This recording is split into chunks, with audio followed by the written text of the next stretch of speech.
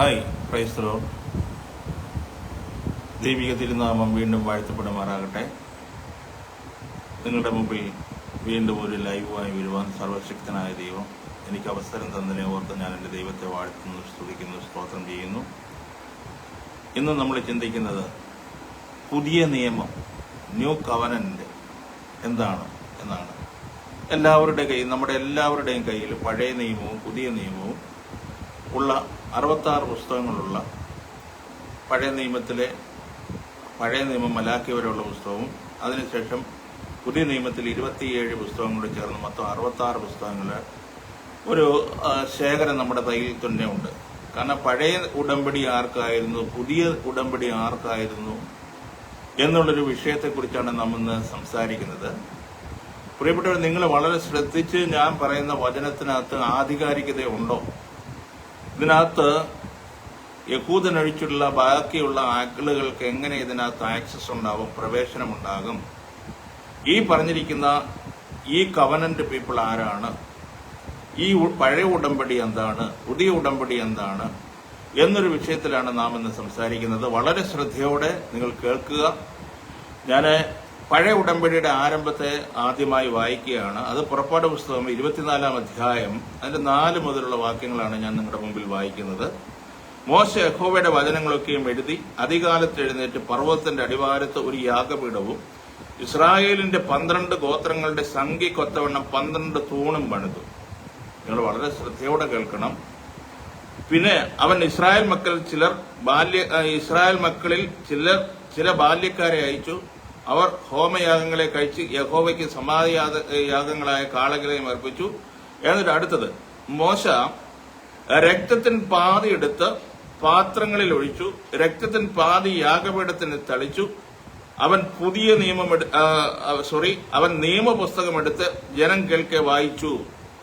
അപ്പം നിയമപുസ്തകം എടുത്ത് ജനം കേൾക്കെ വായിച്ചു.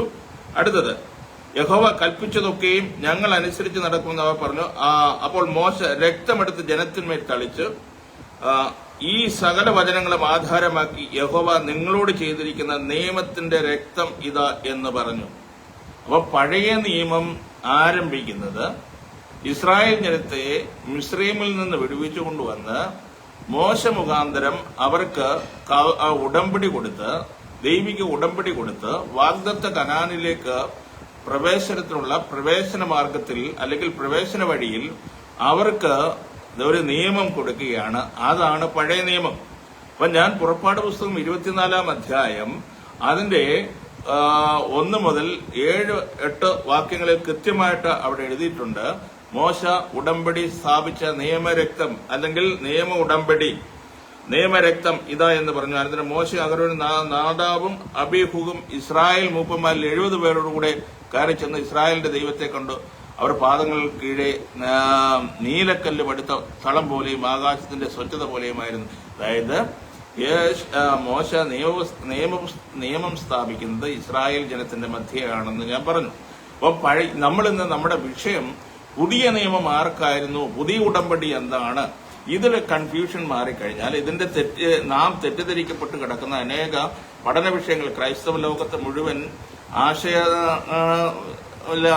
പല ആശയങ്ങളും പ്രചരിപ്പിക്കുന്നത് കൊണ്ട് എന്താണ് ബൈബിൾ പറയുന്നതെന്നാണ് നമ്മളിന്ന് ചിന്തിക്കുന്നത്.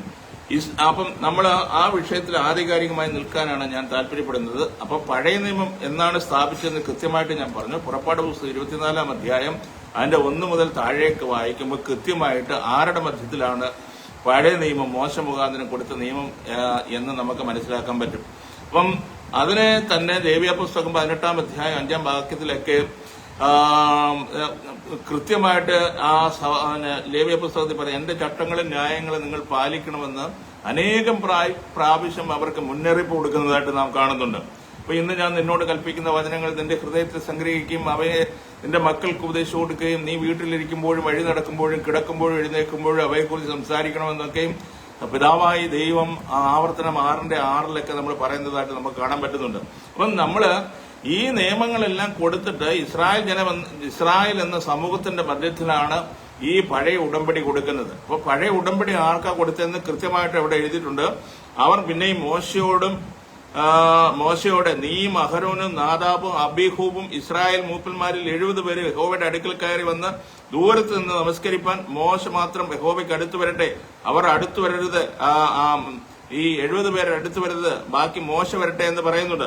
അവർ അടുത്തു വരരുത്, ജനം അവരോടുകൂടെ കയറി വരികയരുത് എന്ന് കൽപ്പിച്ചു. എന്നാൽ മോശ അവന് യഹോവയുടെ വചനങ്ങളും ന്യായങ്ങളും എല്ലാം ജനത്തെ അറിയിച്ച് യഹോവ കൽപ്പിച്ച സകല കാര്യങ്ങളും ഞങ്ങൾ ചെയ്യുമെന്ന് ജനമൊക്കെയും ഏകശബ്ദത്തോടെ ഉത്തരം പറഞ്ഞതിന് ശേഷം അതിന്റെ 6-7 വാക്യങ്ങളിലാണ് നമ്മൾ കാണുന്നത്.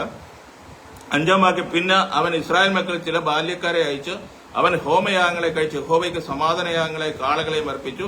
മോശ രക്തത്തിൻ പാതി എടുത്ത് പാത്രങ്ങളിൽ ഒഴിച്ചു, രക്തത്തിൻ പാതി യാഗപീഠത്തിന്മേൽ തളിച്ചു. അവൻ നിയമപുസ്തകമെടുത്തു ജനം കേൾക്കെ വായിച്ചു. യഹോവ കൽപ്പിച്ചതൊക്കെയും ഞങ്ങൾ അനുസരിച്ച് നടക്കുമെന്ന് അവർ പറഞ്ഞു. അപ്പോൾ മോശ രക്തമെടുത്ത് ജനത്തിന്മേൽ തളിച്ചു. ഈ സകല വചനങ്ങളും ആധാരമാക്കി യഹോവ നിങ്ങളോട് ചെയ്തിരിക്കുന്ന നിയമത്തിന്റെ രക്തം ഇതാകുന്നു, അതായത് പഴയ കവനന്റ് ഇതാകുന്നു എന്നാണ് ആ പറഞ്ഞതിന്റെ സാരം. അപ്പൊ പഴയ ഉടമ്പടി ആരുടെ മധ്യത്തിലാണ് സ്ഥാപിച്ചത്? ഇസ്രായേലിന്റെ മധ്യത്തിലാണെന്ന് വ്യക്തമായി വചനം വായിക്കുന്ന ഒരു പഠിതാവിനെ സംബന്ധിച്ചിടത്തോളം കൃത്യമായി നമുക്ക് മനസ്സിലാക്കാൻ പറ്റും. അതിന് സംശയമില്ല എന്ന് ഞാൻ വിശ്വസിക്കുന്നു. അടുത്തത് നമുക്ക് പുതിയ നിയമത്തെ കുറിച്ചാണ് നമ്മൾ ഇന്ന് സംസാരിക്കുന്നത്. അപ്പം ഞാൻ ഈ ഡൂട്രോണമിയുടെ പുസ്തകം, ആവർത്തന പുസ്തകത്തിൽ തന്നെ 24-ാം അധ്യായത്തിൽ ഇങ്ങനെ നമ്മളൊരു വാക്യം കാണുന്നുണ്ട്. അവർക്ക് തന്നെ കൊടുക്കുകയാണ്. ആവർത്തന പുസ്തകം ഞാനൊന്ന് വായിക്കാം. 24-ാം അധ്യായത്തിൽ ഒരു പുരുഷൻ, അപ്പം ഈ ഇവിടെ എഴുതിയിരിക്കുന്ന ഒരു പുരുഷൻ ഒരു സ്ത്രീയെ തെരഞ്ഞെടുത്ത് വിവാഹം ചെയ്തതിനു ശേഷം അവളെ ദൂഷ്യമായ വല്ലതും കണ്ടിട്ട് അവളോട് അനിഷ്ടം തോന്നിയാൽ ഉപേക്ഷണപത്രം എഴുതി അവന്റെ കയ്യിൽ കൊടുത്ത് അവളെ വീട്ടിൽ നിന്ന് അയക്കണം. കാരണം ദൈവം അവരോട് പറയുന്നതാണ്, അവർക്ക് പഴയ നിയമത്തിൽ ദൈവം തന്നെ ഭർത്താവായിരുന്ന ഒരു സമൂഹമായിരുന്നു, കർത്താവ് തന്നെ ഭർത്താവായിരുന്ന സമൂഹമായിരുന്നു ഇസ്രായേൽ ജനം. അപ്പം ഇസ്രായേൽ ജനം ആ ദൈവത്തിന്റെ അല്ലെങ്കിൽ ആ ദൈവത്തെ ആശ്രയിക്കാതെ അന്യദേവന്മാരുടെ പുറകെ പോയതുകൊണ്ട്, അല്ലെങ്കിൽ അന്യ ഭർത്താക്കന്മാരെ തേടിപ്പോയാൽ ആവർത്തനം 24:1 അടിസ്ഥാനത്തിൽ അവർക്ക് ഉപേക്ഷണപത്രം കൊടുക്കാമെന്ന് അവിടെ വായിക്കുന്നുണ്ട്. അപ്പം ഈ ജനം, ദൈവം തന്നെ ഭർത്താവായിരുന്ന ആ ഇസ്രായേൽ സമൂഹവും ദൈവത്തിന് വിരോധമായി സംസാരിക്കുകയും ദൈവിക അരുളപ്പാടുകൾക്കും വാഗ്ദത്തങ്ങൾക്കും എതിരെ നിഷേധ്യമായ നിലപാടുകൾ എടുക്കുകയും ചെയ്തപ്പോൾ ദൈവം അവരുടെ ആ വ്യവസ്ഥാപിതമായി ആ പത്രസ്ഥാനം, കാരണം കർത്താവ് തന്നെ ഭർത്താവായിരുന്ന, അല്ലെങ്കിൽ പഴയ നിയമത്തിലെ വെളിപ്പെട്ട ദൈവം തന്നെ ഭർത്താവായിരിക്കെ അവർക്ക് ഉപേക്ഷണപത്രം കൊടുക്കുന്നതായിട്ട് പലയിടത്തും, പഴയ നിയമത്തിൽ പലയിടത്തും നമുക്ക് വായിക്കാൻ കാണുന്നുണ്ട്. അപ്പം ഞാൻ പറഞ്ഞു, ആവർത്തനം 24:1 പറയുന്നു, ഇവര് നിയമത്തിൽ നിലനിന്നില്ലെങ്കിൽ അവർക്ക് ഉപേക്ഷണപത്രം കൊടുക്കണമെന്ന് മോശയുടെ തന്നെ ലിഖിത നിയമമായിരുന്നു. അപ്പം ഇവിടെ നമ്മൾ മനസ്സിലാക്കേണ്ട, ഇസ്രായേൽ എന്ന ഭാര്യ പരസംഗം ചെയ്ത് നിയമം ലംഘിച്ചതുകൊണ്ട് പോയതായി നാം വചനത്തിൽ നിന്ന് അനേക ഇടങ്ങളിൽ കാണുന്നുണ്ട്. അപ്പൊ ഇസ്രായേൽ എന്ന ഭാര്യ നിയമം ലംഘിച്ച് പരസംഗത്തിൽ ഏർപ്പെട്ടിട്ട് അവര് ദൈവത്തിൽ നിന്ന് അന്യം നിന്ന് പോയതായിട്ട് പലയിടത്തും പ്രവാചകന്മാര് പ്രവചിച്ച് പറഞ്ഞിരിക്കുന്നതായിട്ട് നമുക്ക് കാണുന്നുണ്ട്. യെശയ്യാവ് 50:1 യെശയ്യാവ് തന്നെ പ്രവചിച്ച് പറയുന്നുണ്ട്. ഞാൻ ആ വാക്യം വായിക്കാം. യെശയ്യാവ് പ്രവാചകന്റെ പുസ്തകം 50:1 വ്യക്തമായിട്ട് അവിടെ കാണുന്നുണ്ട്. ഇസ്രായേലിനെ പറ്റിയ എന്തുകൊണ്ടാണ് അവർക്ക് ഉപേക്ഷണപത്രം കൊടുത്തത് എന്ന് വ്യക്തമായിട്ട് യെശയ്യാവ് 50:1 നമുക്ക് കാണാൻ സാധിക്കുന്നുണ്ട്. ഞാൻ ആ ഭാഗം ഒന്ന് വായിക്കാം. അവിടെ എഴുതിയിരിക്കുക, യഹോവ ഇപ്രകാരം അരുളി ചെയ്യുന്നു, ഞാൻ നിങ്ങളുടെ അമ്മയെ ഉപേക്ഷിച്ച് കളഞ്ഞതിന്റെ ഉപേക്ഷണപത്രം എവിടെ? അപ്പം യഹോവ ഇപ്രകാരം അരുളിച്ചെന്നു, ഞാൻ നിങ്ങളുടെ അമ്മയെ ഉപേക്ഷിച്ച് കളഞ്ഞതിന്റെ ഉപേക്ഷണപത്രം എവിടെ? അല്ല, എന്റെ കടക്കാരിൽ ആർക്കാകുന്നു ഞാൻ നിങ്ങളെ വിറ്റുകളഞ്ഞത്? എന്ത് മനോഹരമായ കാര്യമാണ് അവിടെ എഴുതിയിരിക്കുന്നത്. അപ്പോൾ ഉപേക്ഷണപത്രം കളഞ്ഞ് ഉപേക്ഷണപത്രം കൊടുത്ത് ദൈവം തന്നെ ഭർത്താവായിരുന്ന സമൂഹം ദൈവത്തിൽ നിന്ന് അന്യം നിന്ന് പോയതുകൊണ്ട് അവർക്ക് ഉപേക്ഷണപത്രം കൊടുക്കുന്നതായിട്ട് ഞാൻ വായിച്ചു. യെശയ്യാവ് 50:1. അടുത്തത് യെരമ്യാ പ്രവാചകന്റെ പുസ്തകം 36:1-2 നമുക്ക് വായിക്കാം. 3:1-2 യെരമ്യാവ് 3:1-2 വായിക്കാം. ഞാൻ വായിക്കാം. അതായത്, ഒരു പുരുഷൻ തന്റെ ഭാര്യയെ ഉപേക്ഷിക്കുകയും അവൾ അവനെ വിട്ടുപോയി മറ്റൊരു പുരുഷന്റെ ഭാര്യ ആയി തീരുകയും ചെയ്ത ശേഷം അവൻ അവളുടെ അടുക്കൽ വീണ്ടും ചെല്ലുമോ? കാരണം ഉപേക്ഷണപത്രം കൊടുക്കുന്നത് കാണുന്നു. അടുത്തത് വീണ്ടും ചെല്ലുമോ? അടുത്തത്, അങ്ങനെയുള്ള ദേശം മലിനമായി പോകുകയില്ലയോ? നീയോ പല ജാരന്മാരുമായി പരസംഗം ചെയ്തിരിക്കുന്നു. ആരെയാണ്? ഇസ്രായേലിനോടാണ് പറയുന്നത്. പഴയ നിയമം കൊടുത്ത ഇസ്രായേലിനോട് യെരമ്യാവ് പ്രവചിച്ച് പറയുകയാണ്, നീ പരസംഗം ചെയ്തിരിക്കുന്നു. അടുത്തത്, എന്നിട്ടും എന്റെ അടുക്കൽ മടങ്ങി വരുവാൻ നീ വിചാരിക്കുന്നു എന്ന് യഹോവയുടെ അരുളപ്പാട്. എന്നിട്ട് താഴേക്ക് വായിക്കുമ്പോൾ പറയുന്നുണ്ട്, മൊട്ടക്കുന്നുകളിലേക്ക് തലപൊക്കി നോക്കുക, നീ പരസംഗം ചെയ്യാത്ത സ്ഥലം ഏതുള്ളൂ? മരുഭൂമിയിൽ ആരാപ്യർ എന്ന പോലെ നീ വഴികളിൽ അവർക്കായി പതിയിരുന്നു. നിന്റെ പരസംഗത്താലും വഷളത്താലും ദേശത്തെ മലിനമാക്കിയിരിക്കുന്നു. അപ്പം പരസംഗം ചെയ്ത ഇസ്രായേൽ ജനം വഷളായി പോയെന്നതാണ് യെരമ്യാവ് പ്രവചിക്കുന്നത്. യെരമ്യാവ് 2:20 നമുക്ക് യെരമ്യാ പ്രവാചകൻ വ്യക്തമായിട്ട് അവിടെ പ്രവചിക്കുന്നതായിട്ട് നമുക്ക് കാണുവാൻ പറ്റും. അവിടെ ഇങ്ങനെയാണ് എഴുതിയിരിക്കുന്നത്, പണ്ട് തന്നെ നീ മുഖം തകർത്തു, നിന്റെ കയറ് പൊട്ടിച്ചു, ഞാൻ അടിമവേല ചെയ്യുകയില്ല എന്ന് പറഞ്ഞു. ഉയർന്ന കുന്നുകളിലൊക്കെയും പച്ചയായ വൃക്ഷങ്ങളിലൊക്കെയും നീ വേശ്യയായി കിടന്നു. അപ്പൊ ആരാണ് വേശ്യയായി തീർന്നത്? ഹാർലറ്റായി പോയത് ആരാണ്? പഴയ ഉടമ്പടി കൊടുത്ത ജനം, അല്ലെങ്കിൽ ഇസ്രായേൽ ജനം ഹാർലറ്റായി തീർന്നു, വേശ്യയായി തീർന്നു എന്നാണ് 2:20 യെരമ്യാവ് 2:20 പറയുന്നുണ്ട്. അപ്പം ഈ ഹാർലറ്റായി പോയത് അല്ലെങ്കിൽ വേശ്യയായി തീർന്ന ഇസ്രായേൽ സമൂഹത്തോട് ദൈവം അവരോട് വീണ്ടും മനസ്സലിവ് തുറന്ന് എന്താണ്? അപ്പം ചെതറിയിരിക്കുന്ന ദൈവമക്കളെ ഒന്നായി ചേർക്കണം. യേശു കർത്താവിന്റെ ദൗത്യം എന്തായിരുന്നു? യഹൂദന്മാരുടെ മധ്യത്തിൽ പുറപ്പാട് പുസ്തകം നമുക്കറിയാം. പുറപ്പാട് പുസ്തകം 15 മുതൽ 19 വരെ നമ്മൾ വായിക്കുമ്പോൾ കൃത്യമായി മോശ പറയുന്നുണ്ട്, എന്നെ പോലെ ഒരു പ്രവാചകനെ ഞാൻ നിങ്ങൾക്ക് അയച്ചു തരും അവരുടെ മധ്യത്തിൽ. ആരുടെ? യഹൂദന്മാരുടെ മധ്യത്തിൽ.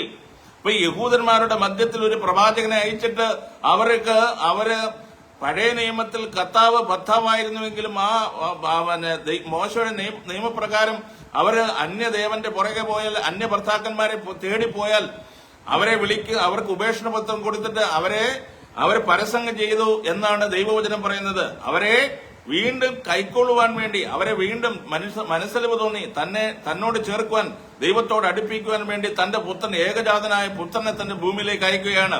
അപ്പം നമ്മൾ കൃത്യമായി നമ്മൾ മനസ്സിലാക്കണം, ഇസ്രായേൽ എന്ന ഭാര്യ നിയമം ലംഘിച്ച് പരസംഗത്തിലേക്ക് പോയതായി നാം ഞാൻ യെശയ്യാവ് 50:1 യെരമ്യാവ് 3:6 മുതൽ 11 വരെയുള്ള വാക്യങ്ങളിലേക്ക് കൃത്യമായിട്ട് നമുക്ക് വായിക്കുന്നുണ്ട്. ഞാൻ താഴോട്ട് വായിക്കുമ്പം അവിടെ 6 മുതൽ യോശിയ രാജാവിന്റെ കാലത്ത് യഹോവ എന്നോട് അരുളിച്ച വിശ്വാസത്യാഗിനിയായ ഇസ്രായേൽ ചെയ്തിരിക്കുന്നത് നീ കണ്ടുപോ.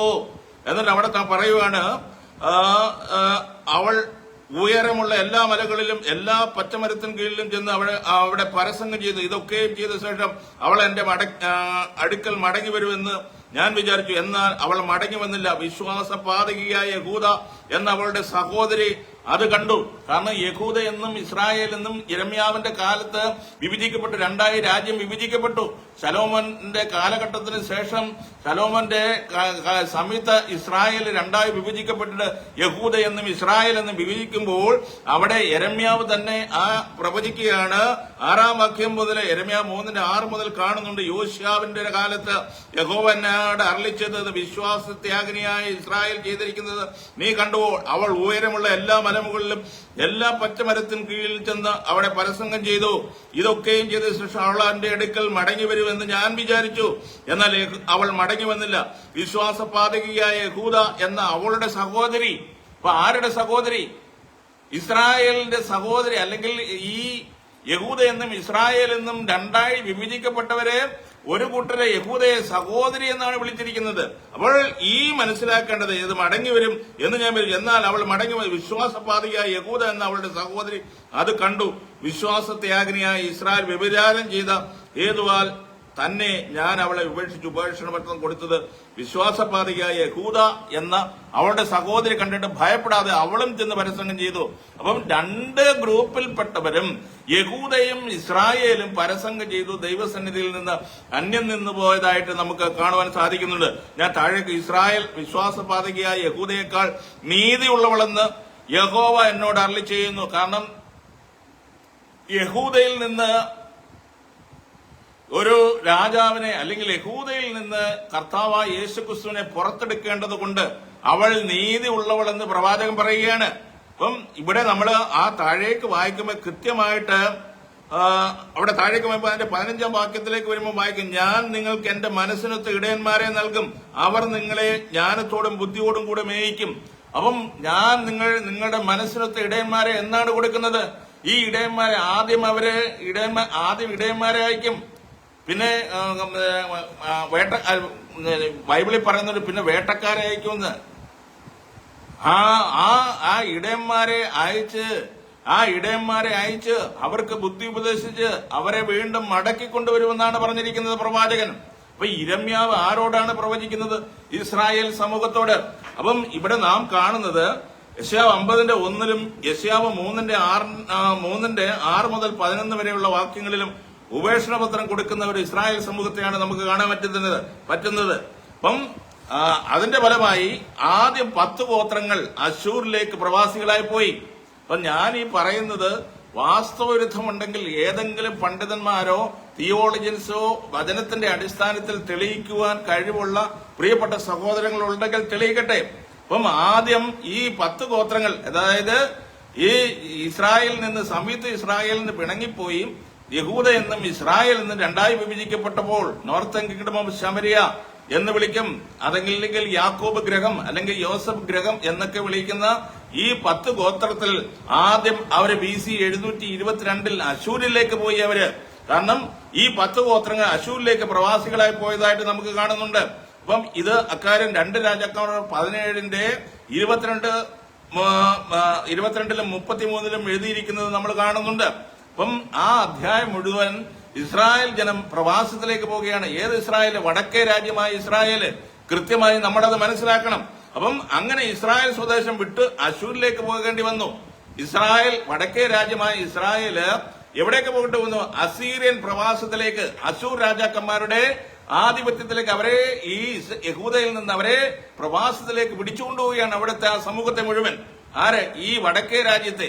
അങ്ങനെ BC 722 കൃത്യമായി നമ്മൾ മനസ്സിലാക്കണം അവര് പ്രവാസത്തിലേക്ക് പോകുന്നു. എന്താണ് കാരണം?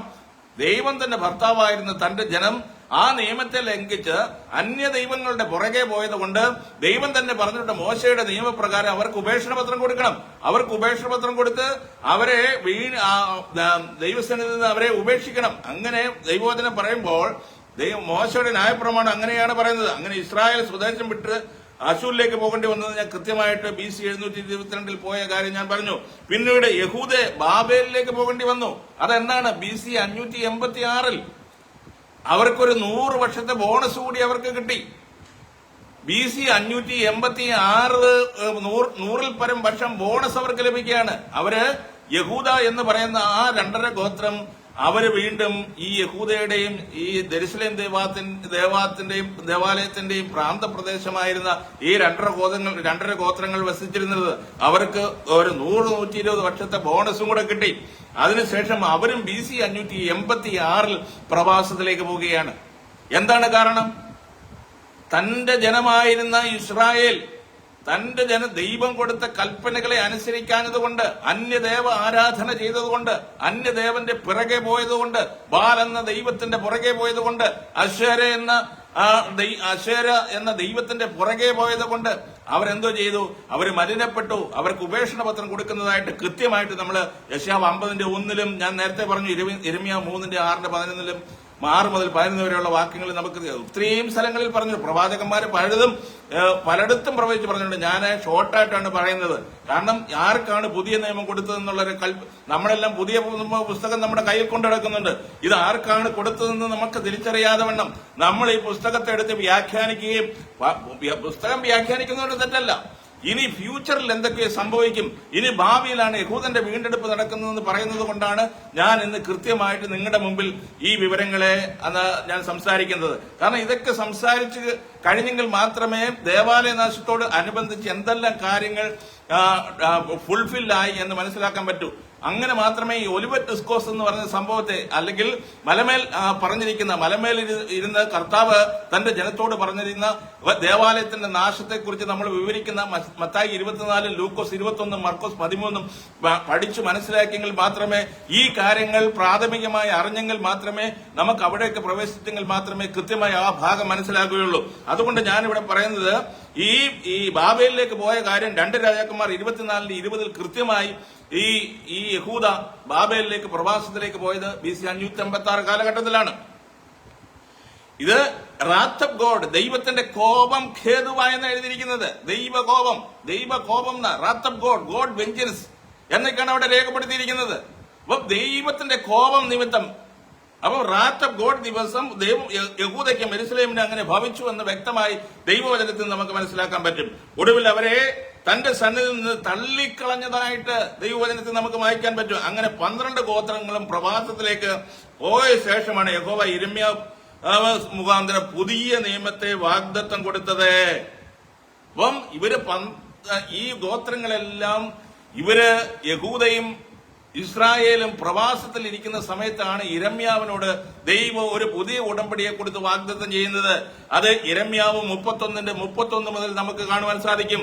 എസെക്കിയേൽ പ്രവചനം 36 ഈ 27 മുതൽ നമ്മൾ വായിക്കുമ്പോഴും ഞങ്ങൾക്ക് യെശയ്യാ പ്രവചനത്തിൽ ഇതുണ്ട്. പ്രവാചകന്മാരെ എസെക്കിയേൽ പ്രവചിച്ചിട്ടുണ്ട്, യിരെമ്യാവ് പ്രവചിച്ചിട്ടുണ്ട്. അതോടൊപ്പം തന്നെ ഞാൻ പറഞ്ഞല്ലോ, യിരെമ്യാവ് 31 മുതൽ അവിടെ കൃത്യമായിട്ട് നാം കാണുന്നുണ്ട്. ഈ കാര്യത്തെ എടുത്ത് അപ്പോസ്തലനായ ധന്യനായ പൗലോസ് ശ്ലീഹ എബ്രായ ലേഖനം എഴുതുമ്പോൾ അതിന്റെ 8-ാം അധ്യായം 8 മുതൽ 12 വരെയുള്ള വാക്യങ്ങളിൽ കൃത്യമായി ആ ഉദ്ധരണി എടുത്ത് ഉപയോഗിക്കുന്നുണ്ട്. അപ്പൊ ഞാൻ യിരെമ്യാവ് 31 മുതൽ വായിക്കുകയാണ്. അപ്പം പുതിയ നിയമം കൊടുത്തത് ആർക്കാണ്? എന്റെ സഹോദര സഹോദരി, നിങ്ങൾ മനസ്സിലാക്കേണ്ടത്, കാലങ്ങളായി നമ്മൾ പുതിയ നിയമ പുസ്തകം ചുമന്നെടുക്കാൻ നിയമം കൊടുത്ത ലോകത്തിലെ മറ്റൊരു ജനഗതിക്കും കൊടുത്തിട്ടില്ല. ഇത് പറയുമ്പോൾ നിങ്ങൾ അസ്വസ്ഥരായിട്ട് കാര്യമില്ല. ദൈവവചനത്തെ കൃത്യമായി മനസ്സിലാക്കാൻ കഴിവുള്ള ആരെങ്കിലും ഉണ്ടെങ്കിൽ നിങ്ങളത് മനസ്സിലാക്കുക. നാളത്തെ സമൂഹം ഈ മത അന്ധതയുടെ പുറകെ പോകാതെ ഈ മതത്തിന്റെ കീഴിൽ പഠിപ്പിക്കുന്ന അനാചാരങ്ങൾക്കും ആ അസഹിഷ്ണുതയെ നമ്മുടെ മുകളിൽ കെട്ടിവെച്ച് ജനത്തെ സ്വാതന്ത്ര്യത്തിലേക്ക് വിടാതെ വണ്ണം നമ്മുടെ സ്വാതന്ത്ര്യത്തെ കെടുത്തി കളയുന്ന ഈ മതത്തിന്റെ ചിന്തകളെ വെടിഞ്ഞ് സത്യസന്ധമായി ദൈവവചനത്തിനെ മനസ്സിലാക്കാനുള്ള ആർജവും കഴിവും അടുത്തൊരു തലമുറയ്ക്കുണ്ടാകണം. ദൈവം ശക്തമായി ഈ വിഷയത്തിന്റെ മേൽ ഈ കാലങ്ങളിൽ ചിലരെ എഴുന്നേൽപ്പിച്ച് അവരോട് ഇടപെട്ടുകൊണ്ട് ഇത് സംസാരിക്കുകയാണ്. നിങ്ങൾ ഇത് സത്യമായി നിങ്ങൾ മനസ്സിലാക്കി നിങ്ങൾ സ്വതന്ത്രരാകും. യേശു ക്രിസ്തുവിന്റെ രാജ്യത്തെക്കുറിച്ച് ഭൂമിയിൽ നിങ്ങൾക്ക് മനസ്സിലാക്കാൻ പറ്റും. യേശു ക്രിസ്തു അപ്പോസ്തലന്മാരോ പഠിപ്പിക്കാത്ത പഠനങ്ങൾ ഇന്ന് സമൂഹത്തിന്റെ മുകളിൽ കൊണ്ടുവച്ച് അവരെ നിഷ്പ്രയോജനമാക്കി അവരുടെ ജീവിതം തന്നെ പാഴാക്കി കളയുന്നതിനെ അതിനെ നിശ്ചിതമായി വിമർശിക്കുകയാണ് ഞാനിവിടെ. കാരണം യേശു ദൈവരാജ്യം വിട്ടൊരു കാര്യം പോലും പ്രസംഗിച്ചിട്ടില്ല. യേശു അപ്പോസ്തലന്മാർ അത് വിട്ട് ഒന്നും സംസാരിച്ചിട്ടില്ല. യേശു എന്തെല്ലാം എവിടെയെല്ലാം സംസാരിച്ചു തന്റെ രാജ്യത്തെക്കുറിച്ചാണ് സുവിശേഷം പറഞ്ഞത്. ഇന്നത്തെ അപ്പോസ്തലന്മാരോ സോക്കോളുടെ സ്വയം പ്രഖ്യാപിത അപ്പോസ്തലന്മാരോ പ്രവാചകന്മാരോ അല്ലെങ്കിൽ ഏതെങ്കിലും ചർച്ചിലെ പാസ്റ്റർമാരോ എന്തെങ്കിലും ദൈവരാജ്യം എന്നൊരു വിഷയത്തെക്കുറിച്ച് സംസാരിക്കുന്നത് നിങ്ങൾ ആരെങ്കിലും കേട്ടിട്ടുണ്ടോ? ദൈവരാജ്യം 1000 ആണ്ട് വാഴ്ചയ്ക്ക് ശേഷം ഭൂമിയിൽ വ്യവസ്ഥാപിതമായി സ്ഥാപിക്കുമെന്ന് മാത്രമാണ് പറയുന്നത്. അവർ ആഗ്രഹിക്കുന്നതാണ് യെരൂശലേമിൽ യേശു കർത്താവ് വന്ന് ഒരു പീഠം പണിത് അല്ലെങ്കിൽ ഒരു കൊട്ടാരം പണിഞ്ഞ് അതിലിരുന്ന് രാജാവായി ജനത്തെ ഭരിക്കുമെന്നാണ് പറയുന്നത്. അപ്പം ദാനിയേൽ പ്രവാചകൻ 2:44 കൃത്യമായി വായിച്ച് മനസ്സിലാക്കാൻ കഴിവുള്ളവർ ആരെങ്കിലും ഉണ്ടെങ്കിൽ, ദാനിയേൽ പ്രവചനം തന്നെ റോങ് ആയിട്ടാണ് ക്രിസ്തീയ സമൂഹം വ്യാഖ്യാനിക്കുന്നത്. ദാനിയേൽ പ്രവചനത്തിൽ 4 സാമ്രാജ്യങ്ങളെ കുറിച്ച് പറയുന്നുണ്ട്. 1 ആദ്യത്തെ ബാബേൽ സാമ്രാജ്യം, 2 മേദ്യപേർഷ്യ സാമ്രാജ്യം, 3 ഗ്രീക്ക് സാമ്രാജ്യം, 4ാമത്തെ രാജ്യത്തെ നമ്മൾ റോമൻ സാമ്രാജ്യം എന്ന് പറഞ്ഞാൽ പഠിപ്പിക്കുന്നത്. ബൈബിളിൽ വ്യാഖ്യാനിക്കുന്നത് മുഴുവൻ റോമൻ സാമ്രാജ്യം എന്ന് പറഞ്ഞാൽ പഠിപ്പിക്കുന്നത്. അവസാനത്തെ മെക്കഡോനിയ രാജാക്കന്മാർ അല്ലെ മാസിഡോണിയൻ കിങ്ഡം അല്ലെങ്കിൽ അലക്സാണ്ടറിന് ശേഷം വന്ന ആ 4 തന്റെ സൈന്യാധിപന്മാരുടെ നേതൃത്വത്തിലുള്ള അവസാനത്തെ രാജാവായ സെലൂസിഡ് രാജാവ് BC 164 അദ്ദേഹത്തെ കൊല്ലുന്നത്. മക്കാബെ കിങ്ഡം, മക്കാബെ രാജവംശം അല്ലെ ഹസ്മോനിയൻ ഡൈനാസ്റ്റി. അതിനുശേഷം അന്ന് ഈ ബിംബത്തെ കാണുമ്പം ബിംബം എന്ന് പറഞ്ഞ കണ്ടിന്യൂഷനാണ്. ഇസ്രായേലിന്റെ മധ്യത്തിൽ ആധിപത്യം നടത്തുന്ന ആ സാമ്രാജ്യങ്ങളെ കുറിച്ചാണ് അവിടെ വിവരിക്കുന്നത്. അതിനുശേഷം BC 63 കാലഘട്ടത്തിലാണ് റോമൻ ആധിപത്യം അല്ലെങ്കിൽ റോമൻ ഒരു ജനായത്ത ഭരണം അവിടെ ഉണ്ടാകുന്നത്. ജനായത്ത ഭരണം അവിടെ ഉണ്ടായില്ല. പോംബെ എന്ന് പറയുന്ന ഒരു വ്യക്തി അന്ന് അവിടെ ഇസ്രായേൽ അല്ലെങ്കിൽ റോമിൽ നിന്ന് ഇവിടെ ചെന്നു, ഇസ്രായേലിൽ ചെന്നു. അവർ തമ്മിൽ ഒരു വാക്ക് രാജസ്ഥാനത്തിന് വേണ്ടി ഇവർ തമ്മിൽ മക്കാബി സഹോദരങ്ങൾ തമ്മിൽ വാക്ക് തർക്കങ്ങൾ ഉണ്ടാകുമ്പോൾ അവരുടെ ഇടയിൽ നിന്ന് അവരുടെ വാക്ക് തർക്കങ്ങൾ പരിഹരിക്കാൻ വേണ്ടി റോമൻ ഒരു ആധിപത്യ പോംബെ, അതായത് BC 63 കാലഘട്ടത്തിൽ പോംബെ വന്ന് പരിഹരിച്ചു. ഹെരോദ് ഇതൂമ്യൻ, കാരണം യേശുക്രിസ്തുവിന്റെ കാലഘട്ടത്തിൽ നമ്മൾ മനസ്സിലാക്കണം, അവകാശമുള്ളവൻ വരുവോളം ചെങ്കോൽ യഹൂദയിൽ നിന്ന് നീങ്ങിപ്പോക്കത്തില്ലെന്ന് ജെനസിസ് 49:10 ഒരു പ്രവചനം കിടപ്പുണ്ട്. അതിന് പ്രകാരം ആ ഗോത്രം അവിടെ, ആ ഗോത്രത്തിന്റെ നിലനിൽപ്പിന്റെ പ്രവാചകൻ പറഞ്ഞതുകൊണ്ട് നിലനിൽക്കേണ്ടതുകൊണ്ട് ഇദൂമിയൻസ് യദോമ്യരെ യഹൂദ മതാനുസാരികളായി മാറ്റി യഹൂദ മതം നിർബന്ധിത മതപരിവർത്തനം മക്കാബിയർ നടത്തി. പക്ഷേ നിർഭാഗ്യവശാൽ ഈ 66 പുസ്തകത്തിൽ ആ മക്കാബിയ സഹോദരങ്ങളുടെ പുസ്തകങ്ങളില്ല. ഇത് കത്തോലിക്കരുടെ പുസ്തകമുണ്ട്. നിങ്ങൾ പഠിച്ചു നോക്ക് സഹോദര. കത്തോലിക്കരുടെ പുസ്തകം ഇരമ്യാവിന്റെ കാലഘട്ടത്തിൽ ദേവാലയത്തിൽ ഇരുന്ന നിയമപട്ടകം എടുത്തുകൊണ്ട് ഒരു മലമേൽ കൊണ്ട് ഒരു മലയുടെ മുകളിൽ കൊണ്ടുവച്ചു, ഒരു ഗുഹയിൽ ഒളിപ്പിച്ചു വെച്ചു. നെബോ എന്ന മലയുടെ മുകളിൽ കൊണ്ട് ഒളിപ്പിച്ചു വെച്ചു. ഇത് നമ്മുടെ പുസ്തകം വായിച്ചാൽ കിട്ടുമോ? ഇത് മക്കാബിയരുടെ പുസ്തകത്തിൽ എഴുതി വെച്ചിട്ടുണ്ട്. 400 വർഷം ദൈവം ആരോടും ഇടപെട്ടില്ല. കാരണം മലാക്കിക്ക് ശേഷം 400 വർഷം ആരോടും ഇടപെട്ടിട്ടില്ലെന്നാണ് പറയുന്നത്. ഈ കാലഘട്ടത്തിലെല്ലാം ദൈവം ഇടപെട്ടിട്ടുണ്ട് മക്കാബിയരോടും. കാരണം ഈ ആന്റിയോക്കസ് എപ്പിഫാനോസിന്റെ കാര്യം, ആന്റിയോക്കസ് എപ്പിഫാനോസിന് ഈ അവരുടെ ആധിപത്യം സെലൂസിഡ് രാജവംശത്തിന്റെ ആധിപത്യം അവസാനിച്ചിട്ട് മക്കാബിയർ കിങ്ഡം, അതായത് യഹൂദന്മാരായിരുന്നു അവര്. ആസ്മോനിയൻ രാജവംശം എന്ന് പറയും, അല്ലെങ്കിൽ മക്കാബിയർ എന്ന് പറയും. ആ രാജവംശത്തിന്റെ ഭരണം ആരംഭിക്കുന്നത് AD 164 ശേഷമാണ്. BC 164 ശേഷമാണ്. അപ്പം അവര് ഏതാണ്ട് പറഞ്ഞല്ലോ 63 ഒരു പ്രാദേശികമായ ഒരു ഇടപെടൽ പോലും ഉണ്ടാകുന്നത്. പിന്നെയാണ് റോമൻ സൈന്യം ആധിപത്യം അവരുടെ മേലിൽ എംപറർഷിപ്പ് അവിടെ സ്ഥാപിക്കുന്നത്. ഈ ഭാഗത്ത് എവിടെ പോയി? കഴിഞ്ഞ 100-100 വർഷം പോയി ഈ ബിംബത്തിന്റെ എവിടെ പോയി? എന്തോ പഠിപ്പീരാ നിങ്ങളുടെയൊക്കെ? ഇവിടുത്തെ പണ്ഡിതന്മാരെല്ലാം പറയുന്നത് റോമ സാമ്രാജ്യം എന്നാണ്, 4ാമത്തെ കിങ്ഡം എന്നാ പറയുന്നത്. ഇത് ബുദ്ധിയുള്ളവനെ കെറ്റി ഇനി ഇത് നിങ്ങളുടെ കളിപ്പീരൊന്നും ഇവിടെ പറ്റത്തില്ല സഹോദര.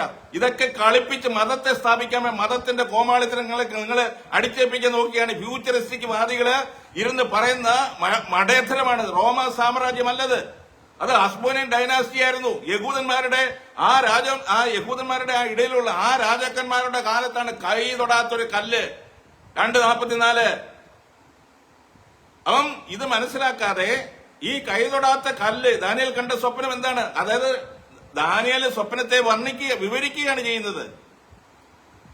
ദാനിയേൽ ഈ സ്വപ്നത്തെ വിവരിച്ചു കൊടുക്കുകയാണ്. ആരാണ് കണ്ടത്? നെബൂഖദ്നേസറാണ് സ്വപ്നം കണ്ടത്. എന്നാൽ ദാനിയേല് 7ാം അധ്യായത്തിൽ താൻ 4 മൃഗങ്ങളെ കുറിച്ച് ഇതേ സ്വപ്നം കാണുന്നുണ്ട്. അവിടെ ദാനിയേൽ 4 മൃഗങ്ങളെ കുറിച്ചാണ് കാണുന്നത്.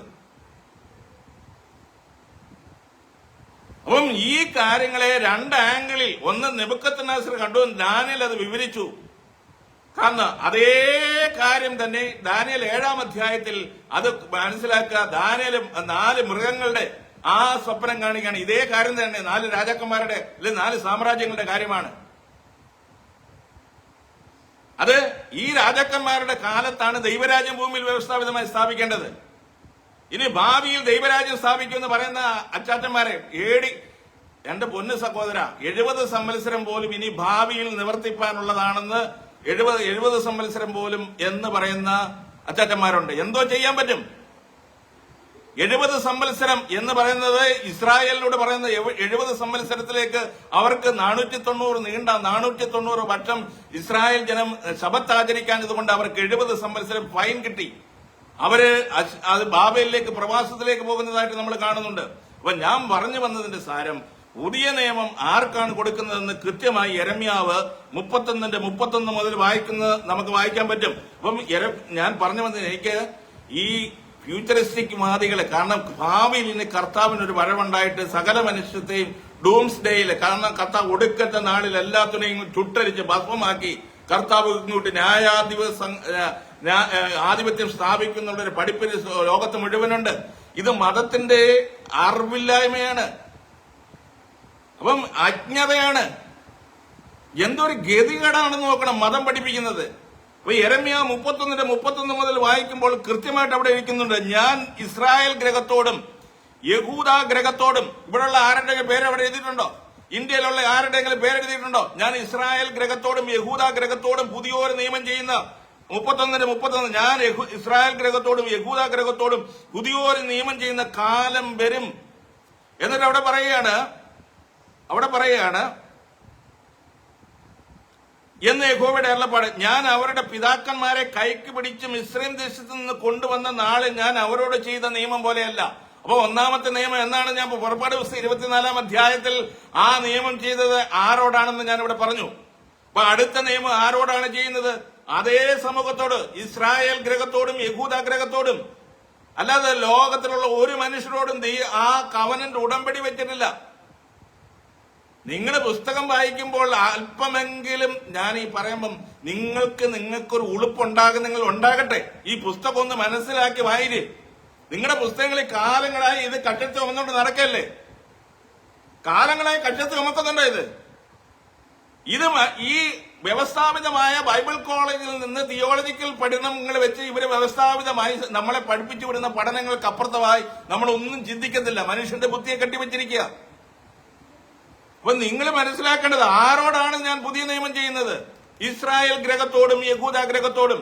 ഈ പുതിയ നിയമത്തിലെ നമ്മൾ പുസ്തകം ചുമന്ന് നടക്കുമ്പോൾ പുതിയ ഉടമ്പടി പോലെ ഇന്ന് രാവിലെ ക്ലബ് ഹൗസില് എന്നോടൊരു യഹോവ സാക്ഷിക്കാരൻ എന്ന് പറയുകയാണ്, ദൈവരാജ്യം അല്ല നിയമം എന്താണ്, പുതിയ നിയമം എന്താണെന്ന്. പുതിയ നിയമം എന്താണ്? അച്ചാച്ചൻ പറയുന്നത് ഇനിയും മോശയുടെ 613 കൽപ്പനകൾ ഇപ്പം ഭൂമിയിലുണ്ട്. പുതിയ നിയമം ഒന്നും വ്യവസ്ഥാപിതമായി സ്ഥാപിച്ചില്ല. പുതിയ നിയമമൊക്കെ കർത്താവ് വന്നിട്ട് ആപ്ലിക്കേഷനാണ്. എന്തോ ഒരു ഗതികേടാന്ന് നോക്കിക്കോണേ. അപ്പൊ ഞാൻ പറഞ്ഞു വന്നത് 32 ഞാൻ അവരുടെ പിതാക്കന്മാരെ കൈക്ക് പിടിച്ച് മിസ്രയീം ദേശത്ത് നിന്ന് കൊണ്ടുവന്ന നാളിൽ ഞാൻ അവരോട് ചെയ്ത നിയമം പോലെയല്ല. ഞാൻ അവർക്ക് ഭർത്താവായിരുന്നിട്ടും. ഞാൻ ഉപേക്ഷണ പത്രം കൊടുത്തതിന്റെ കാരണം പറഞ്ഞു.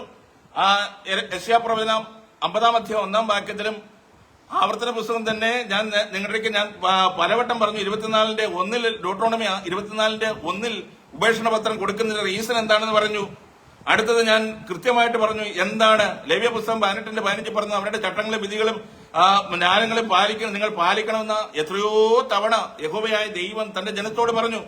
പാലിക്കാതെ വന്നതുകൊണ്ട് യെശയ്യാവ് 1:21 യെശയ്യാവ് 3:1-2 യെരമ്യാവ് 2:20 യെരമ്യാവ് 3:1-2 പറയുന്നത് 3-ാം അധ്യായം മുഴുവൻ ഈ രണ്ട് സമൂഹത്തെ യഹൂദ ഗ്രഹവും ഇസ്രായേൽ ഗ്രഹത്തും എന്തുകൊണ്ട് അവർ തെറ്റിപ്പോയി, എന്തിന് ഉപേക്ഷണ പത്രം കൊടുത്തു എന്നുള്ള റീസണാണ് അവിടെ പറയുന്നത് മുഴുവൻ. അപ്പൊ പ്രവാചക പുസ്തകങ്ങൾ വായിക്കാതെ ഇതെല്ലാം പറയുമ്പോൾ ഇത് പറയുമ്പോൾ നിങ്ങൾ പഴയ നിയമമല്ലേ പറയുന്നത്? എന്റെ സഹോദരൻ, യേശു പഴയ നിയമത്തെ നിവർത്തിക്കാനാണ് ഭൂമിയിലേക്ക് വന്നത്. പുതിയ നിയമത്തെ പുതിയ നിയമം തന്നെ കർത്താവ് മരിക്കുന്നതിന്റെ തലരാത്രിയിലാണ് സ്ഥാപിച്ചത്. അതുവരെ 3.5 വർഷം കർത്താവ് ഇതിനെക്കുറിച്ച് ഇങ്ങനെ പറഞ്ഞു. ഇത് സമൂഹത്തോട് പറഞ്ഞു, ഇസ്രായേൽ സമൂഹത്തോട് പറഞ്ഞു. പഴയ നിയമത്തിൽ പ്രവാചകന്മാർ പറഞ്ഞിരിക്കുന്നതെല്ലാം പറഞ്ഞു. ഒരു ശേഷിപ്പ് നിങ്ങളിൽ നിന്ന് കളക്ട് ചെയ്യാൻ പോവുകയാണ്. നിങ്ങൾക്ക് വലിയൊരു ശീഘ്രനാശം വരാൻ പോവുകയാണ്. നിങ്ങളുടെ യുഗം അവസാനിക്കാൻ പോവുകയാണ്. നിങ്ങളുടെ കാലം അവസാനിക്കാൻ പോവുകയാണ്. നിങ്ങളുടെ ലോകം അവസാനിക്കാൻ പോവുകയാണ്. ഒരു പുതിയ യുഗം നിങ്ങൾക്ക്, പുതിയ യെരുശലേം നിങ്ങൾക്ക് വെളിപ്പെടാൻ പോവുകയാണ്. ഒരു പുതിയ കിങ്ഡം നിങ്ങൾക്ക് വെളിപ്പെടാൻ പോവുകയാണ് എന്ന് യേശു കർത്താവ് ഇവരെ പറഞ്ഞു ഉപദേശിക്കുകയാണ്. അപ്പം അതിനുള്ള മാർഗങ്ങളെല്ലാം പറഞ്ഞുകൊണ്ട് താന് അവസാനം തന്റെ മരണത്തിന്റെ തലേ രാത്രിയിൽ ഈ നിയമത്തെ എടുത്ത് വ്യവസ്ഥാപിതമായി അവരുടെ മധ്യേ സ്ഥാപിക്കുകയാണ്. ആരുടെ? യഹൂദ ഗ്രഹത്തിന്റെയും ഇസ്രായേൽ ഗ്രഹത്തിന്റെയും മധ്യേ. അല്ലാതെ സഭയോടല്ല ഇത് സ്ഥാപിച്ചത്. സഭയ്ക്കല്ല ഇത് കൊടുത്തത്. അപ്പം നമ്മൾ മനസ്സിലാക്കേണ്ടത്, ഞാൻ പറഞ്ഞു വന്നതിന്റെ സാരം, എന്നാൽ ഈ കാലം കഴിഞ്ഞ ശേഷം അവിടെ ഇന്ന് ഞാൻ ആ അച്ഛനോട് പറഞ്ഞു, ഈ കാലം കഴിഞ്ഞ ശേഷം ഏത് കാലം? യെരമ്യാവ് പ്രവചിക്കുമ്പോൾ എന്നാൽ ഈ കാലം കഴിഞ്ഞ ശേഷം എന്ന് പറഞ്ഞാൽ എന്താണ്? ന്യായപ്രമാണ കാലഘട്ടം എന്നാണ് അവിടെ പറഞ്ഞിരിക്കുന്നത്. കാരണം ന്യായപ്രമാണ കാലഘട്ടം കഴിഞ്ഞ ശേഷം എന്ന് പറഞ്ഞാൽ ദിസ് ഏജ് എന്ന് ബൈബിളിൽ പറയും. യേശു എത്രയോ പ്രാവശ്യം പറഞ്ഞു പോയി. മത്തായിയുടെ സുവിശേഷം 12-ാം അധ്യായം 32-ാം വാക്യത്തിൽ കൃത്യമായിട്ട് അവിടെ പറയുന്നുണ്ട്, ഈ കാലത്തിലും വരുവാനുള്ള കാലത്തിലും. അപ്പൊ ഇവിടുത്തെ ഡിസ്പെൻസേഷൻ പഠിപ്പിക്കുന്ന ഡാർബി പറയുന്നത് അവര് 7 യുഗങ്ങളുണ്ട്, 16 യുഗം. എനിക്ക് ആ യുഗങ്ങളൊന്നും അറിയത്തില്ല. അവന്മാരുടെ കൃപായുഗമുണ്ട്, സഭായുഗമുണ്ട്, നിഷ്പാപ യുഗമുണ്ട്, എന്തെല്ലാം യുഗം. അവരെ എവിടെ നിന്ന് കിട്ടി ഈ യുഗം? ബൈബിളിനകത്തുണ്ടോ? യേശു കർത്താവ് ഭൂമിയിലേക്ക് വന്ന് പറഞ്ഞത് 2 കാലഘട്ടമേ ഉള്ളൂ. This age and age to come. ഈ കാലത്തിലും വരുവാനുള്ള കാലത്തിലും കർത്താവ് എന്ന് പറയുമ്പോൾ കർത്താവിന്റെ ശുശ്രൂഷ, ആ കർത്താവിന്റെ ഡയറക്റ്റ് ശിഷ്യന്മാരും ദേവാലയം ഇരിക്കുന്നിടം വരെയുള്ള കാലഘട്ടത്തെ ആണ് ദിസ് ഏജ് എന്ന് പറഞ്ഞത്. ദേവാലയം ഭൂമിയിൽ എക്സിസ്റ്റ് ചെയ്യുന്ന, അല്ലെങ്കിൽ ഇസ്രായേലിന്റെ മധ്യത്തിൽ എക്സിസ്റ്റ് ചെയ്യുന്ന വരെയുള്ള കാലഘട്ടത്തെ വിളിച്ചിരിക്കുന്ന പേരാണ് ദിസ് ഏജ്. അതുകൊണ്ടാണ് കർത്താവ് തന്നെ പറഞ്ഞത്, ദൈവരാജ്യം ശക്തിയോടെ വെളിപ്പെടുന്നത് വരെ മരണം ആസ്വദിക്കാത്തവർ ചിലർ ഈ നിൽക്കുന്നവരിലുണ്ടെന്ന് പറഞ്ഞത്. കാരണം ദേവാലയം നശിച്ചു കഴിഞ്ഞിട്ട് വേണം ദൈവരാജ്യം ശക്തിയോടെ ഭൂമിയിലേക്ക് വെളിപ്പെട്ടു വരുവാൻ. ഇസ്രായേലിന്റെ മധ്യത്തിൽ സകല മനുഷ്യർക്കും വേണ്ടി, സകല ഭാഷയിലും ഗോത്രത്തിലും വംശത്തിലും ഉള്ളവർക്ക് വേണ്ടി ദൈവരാജ്യം തുറന്നു കിടക്കുവാൻ. അപ്പൊ ഈ അറിവില്ലാതെ നമ്മളെ കാലങ്ങളായി സഭാ അധ്യക്ഷന്മാരും സഭാ മേലധ്യക്ഷന്മാരും ബൈബിൾ കോളേജിൽ നമ്മളെ പഠിപ്പിച്ചു വിടുന്നത് എന്താണ്? ഇനി ഭാവിയിൽ ഇതൊക്കെ സംഭവിക്കുന്നതാണ്. വ്യക്തമായി ദൈവത്തിന്റെ വചനം പറയുന്നു. ആർക്കാണ് പുതിയ നിയമം കൊടുത്തത്? യെരമ്യാ 31 മുതൽ താഴേക്ക് വായിക്കുമ്പോൾ, എന്നാൽ ഈ കാലം കഴിഞ്ഞ ശേഷം ഞാൻ ഇസ്രായേൽ ഗൃഹത്തോട് ചെയ്യുവാനിരിക്കുന്ന നിയമം എങ്ങനെയാകുന്നു? ഞാൻ എന്റെ ന്യായപ്രമാണം അവരുടെ ഉള്ളിലാക്കി. നേരത്തെ കല്ലിൽ മേൽ കൊത്തിയ ന്യായപ്രമാണം, കല്ലിൽ അക്ഷരമായി കൊത്തിയ ന്യായപ്രമാണം ഇന്ന് എവിടെയാണ്? അവന്റെ ഹൃദയത്തിൽ എഴുതി കൊടുക്കുന്ന, അവന്റെ ഉള്ളിലാക്കി അവരുടെ ഹൃദയങ്ങളിൽ എഴുതും. ഞാൻ അവർക്ക് ദൈവമായും അവർ എനിക്ക് ജനമായിരിക്കും എന്ന് യഹോവയുടെ അരുളപ്പാട്. ഇനി അവരും ആരെ എന്നെ അറിയുക എന്ന് പറയുക പോലും വേണ്ട. ഇവിടെ സുവിശേഷം പ്രസംഗിക്കുന്ന ആളുകളോട് എനിക്ക് പറയാനുള്ളത്, അവിടെ കൃത്യമായിട്ട് പ്രവാചകൻ പറയുകയാണ്, ഇനി അവരിൽ ആരും എന്നെ അറിയുക എന്ന് പറയുക പോലും വേണ്ടെന്ന്. ഇവിടെ കർത്താവിനെ അറിയടാ, നീ കർത്താവിനെ കണ്ടോടാ, കേറടാ, രക്ഷപ്പെടടാ.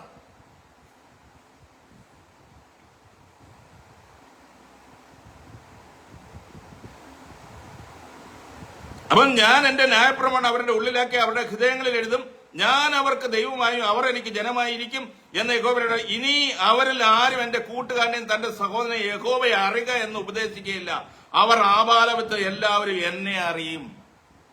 അടുത്തത്, ഞാൻ അവരുടെ അകത്യം മോചിക്കും, അവരുടെ പാപം ഇനി ഓർക്കുകയില്ല എന്ന് യഹോവയുടെ അരുളപ്പാട്. ഇത് എത്രയോ സത്യമാണ്. ന്യായപ്രമാണം, പാപമോ ന്യായപ്രമാണം വരെ ലോകത്തിലുണ്ടായിരുന്നു. റോമാലേഖനം 5:13, പാപമോ ന്യായപ്രമാണം വരെ, അണ്ടർ ദ ലോ അല്ലെങ്കിൽ സ്റ്റിൽ അണ്ടർ ദ ലോ എന്ന് വരെ, ന്യായപ്രമാണം ഉള്ളിടം വരെയായിരുന്നു പാപമുള്ളത്. 2 കൊരിന്ത്യർ 5-ാം അധ്യായം അതിന്റെ 16 മുതൽ നമ്മൾ വായിക്കുമ്പോൾ, ഒരുവൻ ക്രിസ്തുവിലായാലും അവൻ പുതിയ സൃഷ്ടിയാവുമെന്ന് പറഞ്ഞിട്ട് അതിന്റെ 16-ാം വാക്യത്തിലേക്ക് പറയുന്നു, ദൈവം നിങ്ങളുടെ അകൃത്യങ്ങളെ കണക്കിടുന്നില്ലെന്നാണ് പറയുന്നത്. എന്തൊരു മനോഹരമായ ബ്യൂട്ടിഫുള്ളായി പരിശുദ്ധാത്മാവ് ഇതിനകത്ത് ഇടപെട്ടിരിക്കുകയെന്നറിയാമോ? എത്ര മനോഹരമായിട്ട് എഴുതി വെച്ചിരിക്കുന്നത്. പക്ഷെ നമ്മുടെ പ്രിയപ്പെട്ട സഹോദരങ്ങൾക്ക് ഇത് മനസ്സിലാക്കാൻ വളരെ വൈഷമ്യതയാണ്. കാരണം കാലങ്ങളായി അവരെ പഠിപ്പിച്ചു വെച്ചിരിക്കുന്ന കാര്യം എന്താണ്? ഞാൻ ആ 2 കൊരിന്ത്യർ 5:16 ഞാൻ വായിക്കുകയാണ്. 5:16 ഇങ്ങനെയാണ് എഴുതിയിരിക്കുന്നത്, അങ്ങനെ ഞങ്ങൾ ഇന്നു മുതൽ ആരെയും ജഡപ്രകാരം അറിയുന്നില്ല. അടുത്തത്, ക്രിസ്തുവിനെ ജഡപ്രകാരം അറിഞ്ഞുവെങ്കിൽ ഇനിമേൽ അങ്ങനെ അറിയുന്നില്ല. ഒരുത്തൻ ക്രിസ്തുവിലായാൽ അവൻ പുതിയ സൃഷ്ടിയായിരുന്നു, പഴയത് കഴിഞ്ഞുപോയി. ധാരാണ് ഈ ഇസ്രായേൽ ഗോത്രത്തിലെ 12 ഗോത്രങ്ങളിലും പെട്ട ഒരുത്തൻ ക്രിസ്തുവിലായാൽ അവൻ പുതിയ സൃഷ്ടിയാകുന്നെന്നാണ് പറഞ്ഞത്. കാരണം പഴയ കവനന്റിന്റെ കീഴിൽ കിടക്കുന്നവൻ പുതിയ ഉടമ്പടിയിലേക്ക് വരുമ്പോൾ പുതിയ സൃഷ്ടിയായി മാറും അവൻ. അല്ലാതെ ഇന്നത്തെ നമ്മുടെ കാര്യമല്ല പറഞ്ഞത്. അത് അടുത്തത്, അവിടെ ഒരുത്തൻ ക്രിസ്തുവിലായവൻ പുതിയ സൃഷ്ടിയാകുന്ന, പഴയത് കഴിഞ്ഞു പോയി, ഇതാ ഞാൻ പുതുതായി തീർന്നു, അതിന് ഒക്കെയും ദൈവം തന്നെ കാരണബോധൻ. അടുത്തത്, അവൻ നമ്മെ ക്രിസ്തു മൂലം തന്നോട് നിരപ്പിച്ചു. അടുത്തത്, നിരപ്പിന്റെ ശുശ്രൂഷ ഞങ്ങൾക്ക് തന്നുമിരിക്കുന്നു ദൈവം. അടുത്തത് നിങ്ങൾ വളരെ ബ്യൂട്ടിഫുൾ ആണ്. ദൈവം ലോകത്തിന്റെ ലംഘനങ്ങളെ കണക്കിടാതെ ലോകത്തെ ക്രിസ്തുവിൽ തന്നോട് നിരപ്പിച്ചു പോന്നു. എന്ത് ബ്യൂട്ടിഫുൾ ആണ് ദൈവം എഴുതി വെച്ചിരിക്കുന്നത്. പരിശുദ്ധ റൂഹായി അപ്പോസ്തലന്മാരിലൂടെ എഴുതി വെച്ചിരിക്കുന്നത്. പൗലോസ്ലീഹയ്ക്കാണ് മർമ്മങ്ങളെ മുഴുവൻ വെളിപ്പെട്ട് കിട്ടിയത്. ആ മർമ്മം വെളിപ്പെട്ട് കിട്ടിയ പൗലോസ്ലീഹ കൊരിന്ത്യർക്ക് ലേഖനം എഴുതുമ്പോൾ 2 കൊരിന്ത്യർ 5-ാം അധ്യായം അതിന്റെ 19-ാം വാക്യത്തിൽ എഴുതി വെച്ചിരിക്കുക, ദൈവം ലോകത്തിന്റെ ലംഘനങ്ങളെ കണക്കിടുന്നില്ലെന്നാ പറഞ്ഞത്. കണക്കിടാതെ ലോകത്തെ ക്രിസ്തുവിൽ തന്നോട് നിരപ്പിച്ചു വന്ന് ഈ നിരപ്പിന്റെ വചനം ഞങ്ങളുടെ മേൽ പരമേൽപ്പിച്ചിരിക്കുന്നു. ആരുടെ മേൽ? ഈ അപ്പോസ്തലനായ പൗലോസിന്റെയും പത്രോസിന്റെയും അതുപോലെ തന്നെ ആദിമ നൂറ്റാണ്ടിലെ ഗ്രഹനിർമ്മാണക്കാർ, ഞങ്ങൾ ദൈവത്തിന്റെ കൂട്ടുവേലക്കാർ. ഈ ദൈവത്തിന്റെ ഭവനക്കാർ അല്ലെങ്കിൽ ദൈവത്തിന്റെ കൂട്ടുവേലക്കാർ എന്ന് പറയുന്ന ഈ 12 അപ്പോസ്തലന്മാർ 1-ാം നൂറ്റാണ്ടിലെ അപ്പോസ്തോലിക ശുശ്രൂഷ ചെയ്ത ആളുകളെ വചനം പറയുന്നത് ദൈവത്തിന്റെ കൂട്ടുവേലക്കാർ. എന്നാൽ നിങ്ങളാരാണ്? നിങ്ങൾ ദൈവത്തിന്റെ കൃഷി. ഞങ്ങൾ ദൈവത്തിന്റെ കൂട്ടുവേലക്കാർ. ഇപ്പൊ ദൈവത്തിന്റെ കൂട്ടുവേലക്കാരായിരുന്ന പൗലോസ്ലീഹ, ധന്യനായ പൗലോസ്ലീഹയ്ക്ക് വെളിപ്പെട്ട് കിട്ടിയതാണ് ഏത്? ദൈവം ലോകത്തിന്റെ ലംഘനങ്ങളെ കണക്കിടുന്നില്ലെന്ന്. എന്ന് മുതല ന്യായപ്രമാണമായിരുന്നു പാപമോ, ന്യായപ്രമാണം വരെ ന്യായപ്രമാണത്തിന്റെ ശക്തിയായിരുന്നു പാപം. അപ്പൊ നിങ്ങൾ ചോദിക്കും, ഇന്ന് പാപം എടാ, നിന്റെ വർക്കിംഗ് ഓഫ് ഫ്ലഷ്, നിന്റെ ജഡത്തിന്റെ പ്രവൃത്തിക്ക് വ്യക്തമായിട്ട് റോമാലേഖനം 13-ാം അധ്യായത്തിൽ അപ്പോസ്തലനായ പൗലോസ് തന്നെ മറുപടി നൽകുന്നുണ്ട്. എന്താണ് അവിടെ 1 മുതൽ വായിക്കുമ്പോൾ 13-ാം അധ്യായം, ഏത് മനുഷ്യനും ശ്രേഷ്ഠാധികാരങ്ങൾക്ക് കീഴടങ്ങട്ടെ. അടുത്തത്, ദൈവത്താൽ അല്ലാതെ ഒരു അധികാരവുമില്ലല്ലോ, ഉള്ള അധികാരങ്ങളോ ദൈവത്താൽ ദൈവപ്പെട്ടിരിക്കുന്നു. ആകയാൽ അധികാരത്തോട് മറക്കുന്നവൻ ദൈവ വ്യവസ്ഥയോട് മറക്കുന്നു. എടാ, ഇവിടുത്തെ ഒരു ഗ്രാമപഞ്ചായത്തിലെ മെമ്പറിനോട് പോലും എതിർത്താൽ, അല്ലെങ്കിൽ ഒരു ഗ്രാമസേവകനോട് പോലും നീ എതിർത്താൽ, ഇവിടുത്തെ ഒരു പോലീസ് അധികാരിയോട് നീ എതിർത്താൽ, ദൈവം നിയോഗിച്ചാക്കിയ ശ്രേഷ്ഠ അധികാരങ്ങളെ എതിർക്കുകയാണെന്നാണ് വചനം പറഞ്ഞിരിക്കുന്നത്. അവരെ വിളിക്കുന്നത് they are the servants of God. They are the servants of God. അവർ ദൈവത്തിന്റെ ശ്രേഷ്ഠ അധികാരങ്ങൾക്ക്, അവരെ ദൈവമാണ് അധികാരം ഏൽപ്പിച്ചത്. നമ്മൾ കാര്യം നോക്കുമ്പോൾ നമ്മൾ ഗവൺമെന്റിന്റെ ഭാഗമാണെങ്കിലും ഏത് മനുഷ്യനും ശ്രേഷ്ഠ അധികാരങ്ങൾക്ക് കീഴടങ്ങട്ടെ. എന്നിട്ട് താഴോട്ട് വയ്ക്കുകയാണ്, അവിടെ ആകയാൽ അധികാരത്തോട് മറക്കുന്നവൻ ദൈവ വ്യവസ്ഥയോട് മറക്കുന്നവരോ ശിക്ഷാവിധി പ്രാപിക്കും. ഈ നരകത്തിൽ കൊണ്ട് ഇടിക്കുന്നല്ല അവിടെ പറഞ്ഞതിന്റെ അർത്ഥം. നീ ഇവിടുത്തെ ഗവൺമെന്റ് പോളിസികൾക്ക് വിരോധമായി ഇവിടുത്തെ ഈവൻ നമ്മളൊരു പോലീസ് അധികാരികൾക്കും ഇന്ത്യയിലെ നാം ഏത് രാജ്യത്ത് ജീവിക്കുന്നുവോ അവിടുത്തെ നിയമവ്യവസ്ഥയ്ക്ക് വിപരീതമായി നീ ജീവിച്ചാൽ നീ അവിടുത്തെ നിയമത്തിന് വിപരീതമായി ചെയ്യുന്ന അതിക്രമത്തെ നിനക്ക് ശിക്ഷയുണ്ട്. അത് നരകത്തിൽ കൊണ്ടിടിക്കുന്നതല്ല അവിടെ പറഞ്ഞത്. നീ ഈ രാജ്യത്ത് ജീവിക്കുന്ന രാജ്യത്ത് തന്നെ ഇവിടെ IPC എന്ന് പറഞ്ഞ Indian penal code, CRPC criminal procedure code, അതുപോലെ ഓരോ നിയമങ്ങളുണ്ട്. ആ നിയമം ആരാണ് ഇവിടെ അവര് ചെയ്യുന്നവരെ, ആ നിയമാധികാരികളെ ദൈവം വിളിക്കുന്നത് they are the servants of God. ഞാൻ താഴോട്ട് വായിക്കാം. വാഴുന്നവൻ സത്പ്രവർത്തിക്കല്ല, ദുഷ്പ്രവർത്തിക്ക് ഭയങ്കരം. അധികാരസ്ഥരെ ഭയപ്പെടാതിരിക്കാൻ ഇച്ഛിക്കുന്നുവോ? ക്വസ്റ്റ്യന്മാർക്ക്. അടുത്തത്, നന്മ ചെയ്യുക, എന്നാൽ അവനോട് പുകഴ്ച ലഭിക്കും. എടാ, നീ വൃത്തികേട് കാണിക്കാൻ പോയ നിനക്ക് കൂമ്പിലിടി കിട്ടും. അല്ല, നരകത്തിൽ കൊണ്ട് എന്നെ ദൈവം ഇടിക്കുന്നല്ല പറഞ്ഞിരിക്കുന്നത്. അടുത്തത്, നിന്റെ നന്മയ്ക്കായിട്ടല്ലോ അവൻ ദൈവ ശുശ്രൂഷകനായിരിക്കുന്നത്. അപ്പൊ ആരാണ് ഇവിടുത്തെ അധികാരി പോലും? ഒരു പഞ്ചായത്ത് മെമ്പർ ആയിരുന്നാലും, ഒരു ഗ്രാമസേവകനായിരുന്നാലും, 7 താഴേക്കിടയിലുള്ള ഒരു പിയൂണായിരുന്നാലും അവരെല്ലാം ശ്രേഷ്ഠ അധികാരങ്ങൾക്ക് കീഴടങ്ങിയായിരിക്കും. ഇതിന് കീഴടങ്ങിയിരുന്നെങ്കിൽ ഇവിടെ വെച്ച് തന്നെ നിനക്ക് അതിനുള്ള പ്രതിഫലം കിട്ടും. രാജ്യ നിയമങ്ങൾക്കോ ഇവിടുത്തെ ഹൈജീനിക് പോളിസിക്കോ അല്ലെങ്കിൽ ഇവിടെ മുനിസിപ്പാലിറ്റിയോ പഞ്ചായത്തോ അറിയിക്കുന്ന ഹൈജീനിക് പോളിസിക്ക് നീ കീഴ്പ്പെട്ടില്ലെങ്കിൽ, പ്ലാസ്റ്റിക് മാലിന്യങ്ങൾ നിർമ്മാർജ്ജനം ചെയ്യണമെന്ന് ഒരു അറിയിപ്പുണ്ടായാൽ മുനിസിപ്പാലിറ്റിയിൽ നിന്ന് പോലും വിളിച്ചു പറയും, പഞ്ചായത്തിൽ നിന്ന് അറിയിപ്പ് തരും. നീ അതുപോലും പാലിച്ചില്ലെങ്കിൽ നിന്നെ ഇവിടുത്തെ ശിക്ഷ നീ അനുഭവിക്കും എന്നാണ്. അതാണ് നിന്റെ വർക്കിംഗ് ഓഫ് ഫ്ലഷ്, നിന്റെ ജഡത്തിന്റെ ഇച്ഛ. അല്ലാതെ നിന്നെ ഈ പുസ്തകം വെച്ച് ന്യായം വിധിക്കുന്നല്ല അതിന് പറഞ്ഞത്. നരകത്തിലിടും പോലും. അപ്പം ഈ ശ്രേഷ്ഠ അധികാരികൾക്ക് കീഴടങ്ങിയിരുന്നാൽ നിനക്കൊന്നും പേടിക്കേണ്ട സഹോദര. അതിനകത്ത് താഴേക്ക് വായിക്കുമ്പോൾ നമ്മള് ഇത് ചെയ്യേണ്ടത് ഉറക്കത്തിൽ നിന്ന് ഉണരുവാൻ നാഴിക വന്നിരിക്കുന്ന എന്ന് നിങ്ങൾ സമയത്തെ അറിയാതെ തന്നെ നാം വിശ്വസിച്ച സമയത്താൽ രക്ഷ നമുക്ക് അധികം അടുത്തിരിക്കുന്നു. കാരണം ഈ റോമാലേഖനം എഴുതുമ്പോൾ യേശു കർത്താവ് ഭൂമിയിൽ രണ്ടാമത് വെളിപ്പെട്ടില്ല. കാരണം ആ സമൂഹത്തോട് പറയുകയാണ്. റോമാലേഖനം ആർക്കാണ് എഴുതുന്നത്? ഞാൻ കഴിഞ്ഞ ദിവസങ്ങളിൽ പറഞ്ഞു. 27ഓളം പ്രാവശ്യം ന്യായപ്രമാണം എന്ന വിഷയത്തെക്കുറിച്ച് സംസാരിച്ച ഒരു സമൂഹമാണ് റോമർക്ക് എഴുതിയ ലേഖനത്തിൽ. അതാണ്ട് പുതിയ നിയമത്തിൽ 196 പ്രാവശ്യം പറഞ്ഞിരിക്കുന്നത് അതിന്റെ 36% പറഞ്ഞിരിക്കുന്ന യഹൂദനോടാ. കാരണം റോമാലേഖനം 6, 7, 8 അധ്യായങ്ങള് ഒരു പഠിതാവിനെ സംബന്ധിച്ചിടത്തോളം ന്യായപ്രമാണത്തെ കുറിച്ചൊരു തീസിസ് ചെയ്യാൻ വേണമെങ്കിൽ ന്യായപ്രമാണം എന്തിനാ ഇവന്മാർക്ക് കൊടുത്തത്? ന്യായപ്രമാണം അറിയാത്തവർക്ക് കൊടുക്കേണ്ട കാര്യമുണ്ടോ? പൗലോസ് ഇവരെ വന്ദനം ചെയ്ത് റോമാലേഖനം 16-ാം അധ്യായത്തില് പൗലോസ് ഇവരെല്ലാം വന്ദനം ചെയ്യുന്നതായിട്ട് കാണുന്നുണ്ട്. ആ വന്ദനം ചെയ്യുന്ന ആ 24 പേരും യഹൂദ മതാനുസാരികളും യഹൂദ മതത്തിന് കീഴിലുമുള്ളവരെയാണ് വന്ദനം ചെയ്തത്.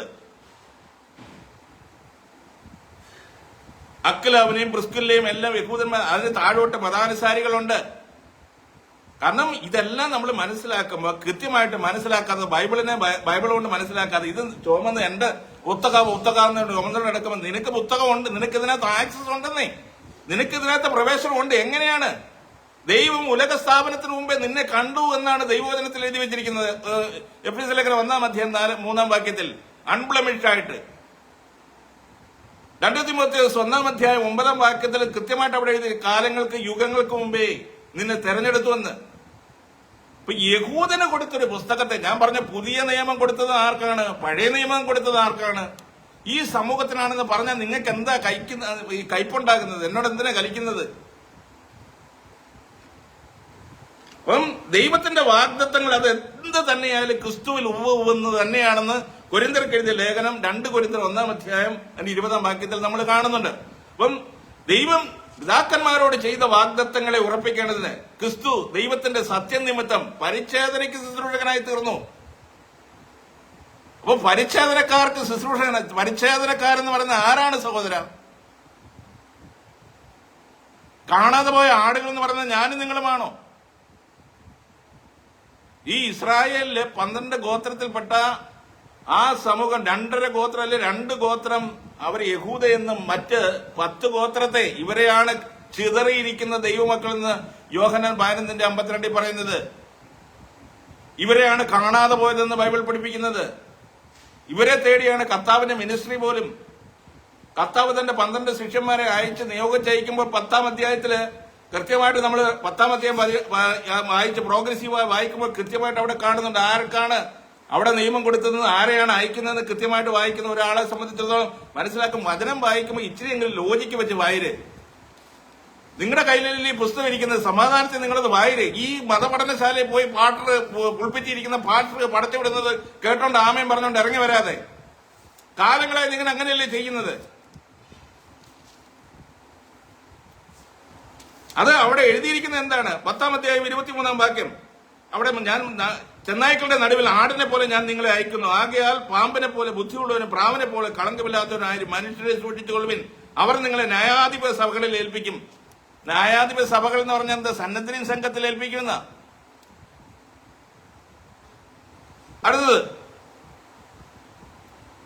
ഏൽപ്പിക്കുകയും തങ്ങളുടെ പള്ളികളിൽ വെച്ച് ചമ്മട്ടി കൊണ്ട് അടിക്കുക, എന്റെ നിമിത്തം നാടുവാഴികളെയും രാജാക്കന്മാർക്ക് മുമ്പിൽ കൊണ്ടുപോവുകയും ചെയ്യും. അത് അവർക്ക് ജാതികൾക്കും ഒരു സാക്ഷ്യമായിരിക്കും. എന്നാൽ ഞാൻ നിങ്ങളെ ഏൽപ്പിക്കുമ്പോൾ എങ്ങനെ എന്ന് പറയാനുള്ളത് ആ നാഴിക തന്നെ നിങ്ങൾക്ക് ലഭിക്കും. പറയുന്നത് നിങ്ങളിൽ പറയുന്നത് നിങ്ങളുടെ പിതാവിന്റെ ആത്മാവത്രേ എന്ന് പറഞ്ഞിട്ട് താഴേക്ക് 23-ാം വാക്യത്തിലേക്ക് കർത്താവ് പറയുകയാണ്, എന്നാൽ ഒരു പട്ടണത്തിൽ നിങ്ങളെ ഉപദ്രവിച്ചാൽ, ആര്? ഈ 12 ശിഷ്യന്മാരെ ഉപദ്രവിച്ചാൽ മറ്റൊന്നിലേക്ക് ഓടിപ്പോകുവിൻ. മനുഷ്യപുത്രൻ വരുവോളം ഇസ്രായേൽ പട്ടണങ്ങളെ സഞ്ചരിച്ച് തീരുകയില്ല. നിങ്ങൾ ആര്? ഞാനല്ല. ഈ പ്രസംഗിക്കുന്ന ഈ പറയുന്ന ഞാനല്ല. നിങ്ങൾ എന്ന് പറയുന്ന ആ കൂട്ടത്തിൽ ഞാനില്ല. എന്നിട്ട് പറയാണ്, നിങ്ങൾ ഇസ്രായേൽ പട്ടണങ്ങളെ സഞ്ചരിച്ച് തീരുകയില്ലെന്ന് സത്യമായിട്ട് നിങ്ങളോട് പറയുന്നത്. എന്ത് ബ്യൂട്ടിഫുൾ ആയിട്ടാണ് കർത്താവ് ടൈം ലൈൻ പ്രസ്താവന പറഞ്ഞിരിക്കുന്നത്. ഈ ടൈം ലൈൻ സ്റ്റേറ്റ്മെന്റ് മാത്രം ഒന്ന് പഠിച്ചാൽ മതിയല്ലോ യേശു കർത്താവിന്റെ വരവെന്നാണെന്ന് മനസ്സിലാക്കാൻ പറ്റുമല്ലോ. അതായത് തൻ നിയോഗിച്ചാക്കിയ 12 ശിഷ്യന്മാര് ഇസ്രായേൽ പട്ടണങ്ങളിൽ സഞ്ചരിച്ച് തീരുകയില്ലെന്നാ പറഞ്ഞത്. സഞ്ചരിച്ച് തീർക്കാൻ പറ്റത്തില്ല, അതിനു മുമ്പേ കർത്താവ് വരുമെന്നാ പറഞ്ഞത്. നിങ്ങളുടെ പുസ്തകത്തിൽ നിന്നില്ല എന്നെ കേൾക്കുന്ന. നിങ്ങളുടെ പുസ്തകത്തിൽ മത്തായി 10:23 എടുത്ത് കള നിങ്ങളുടെ പുസ്തകം.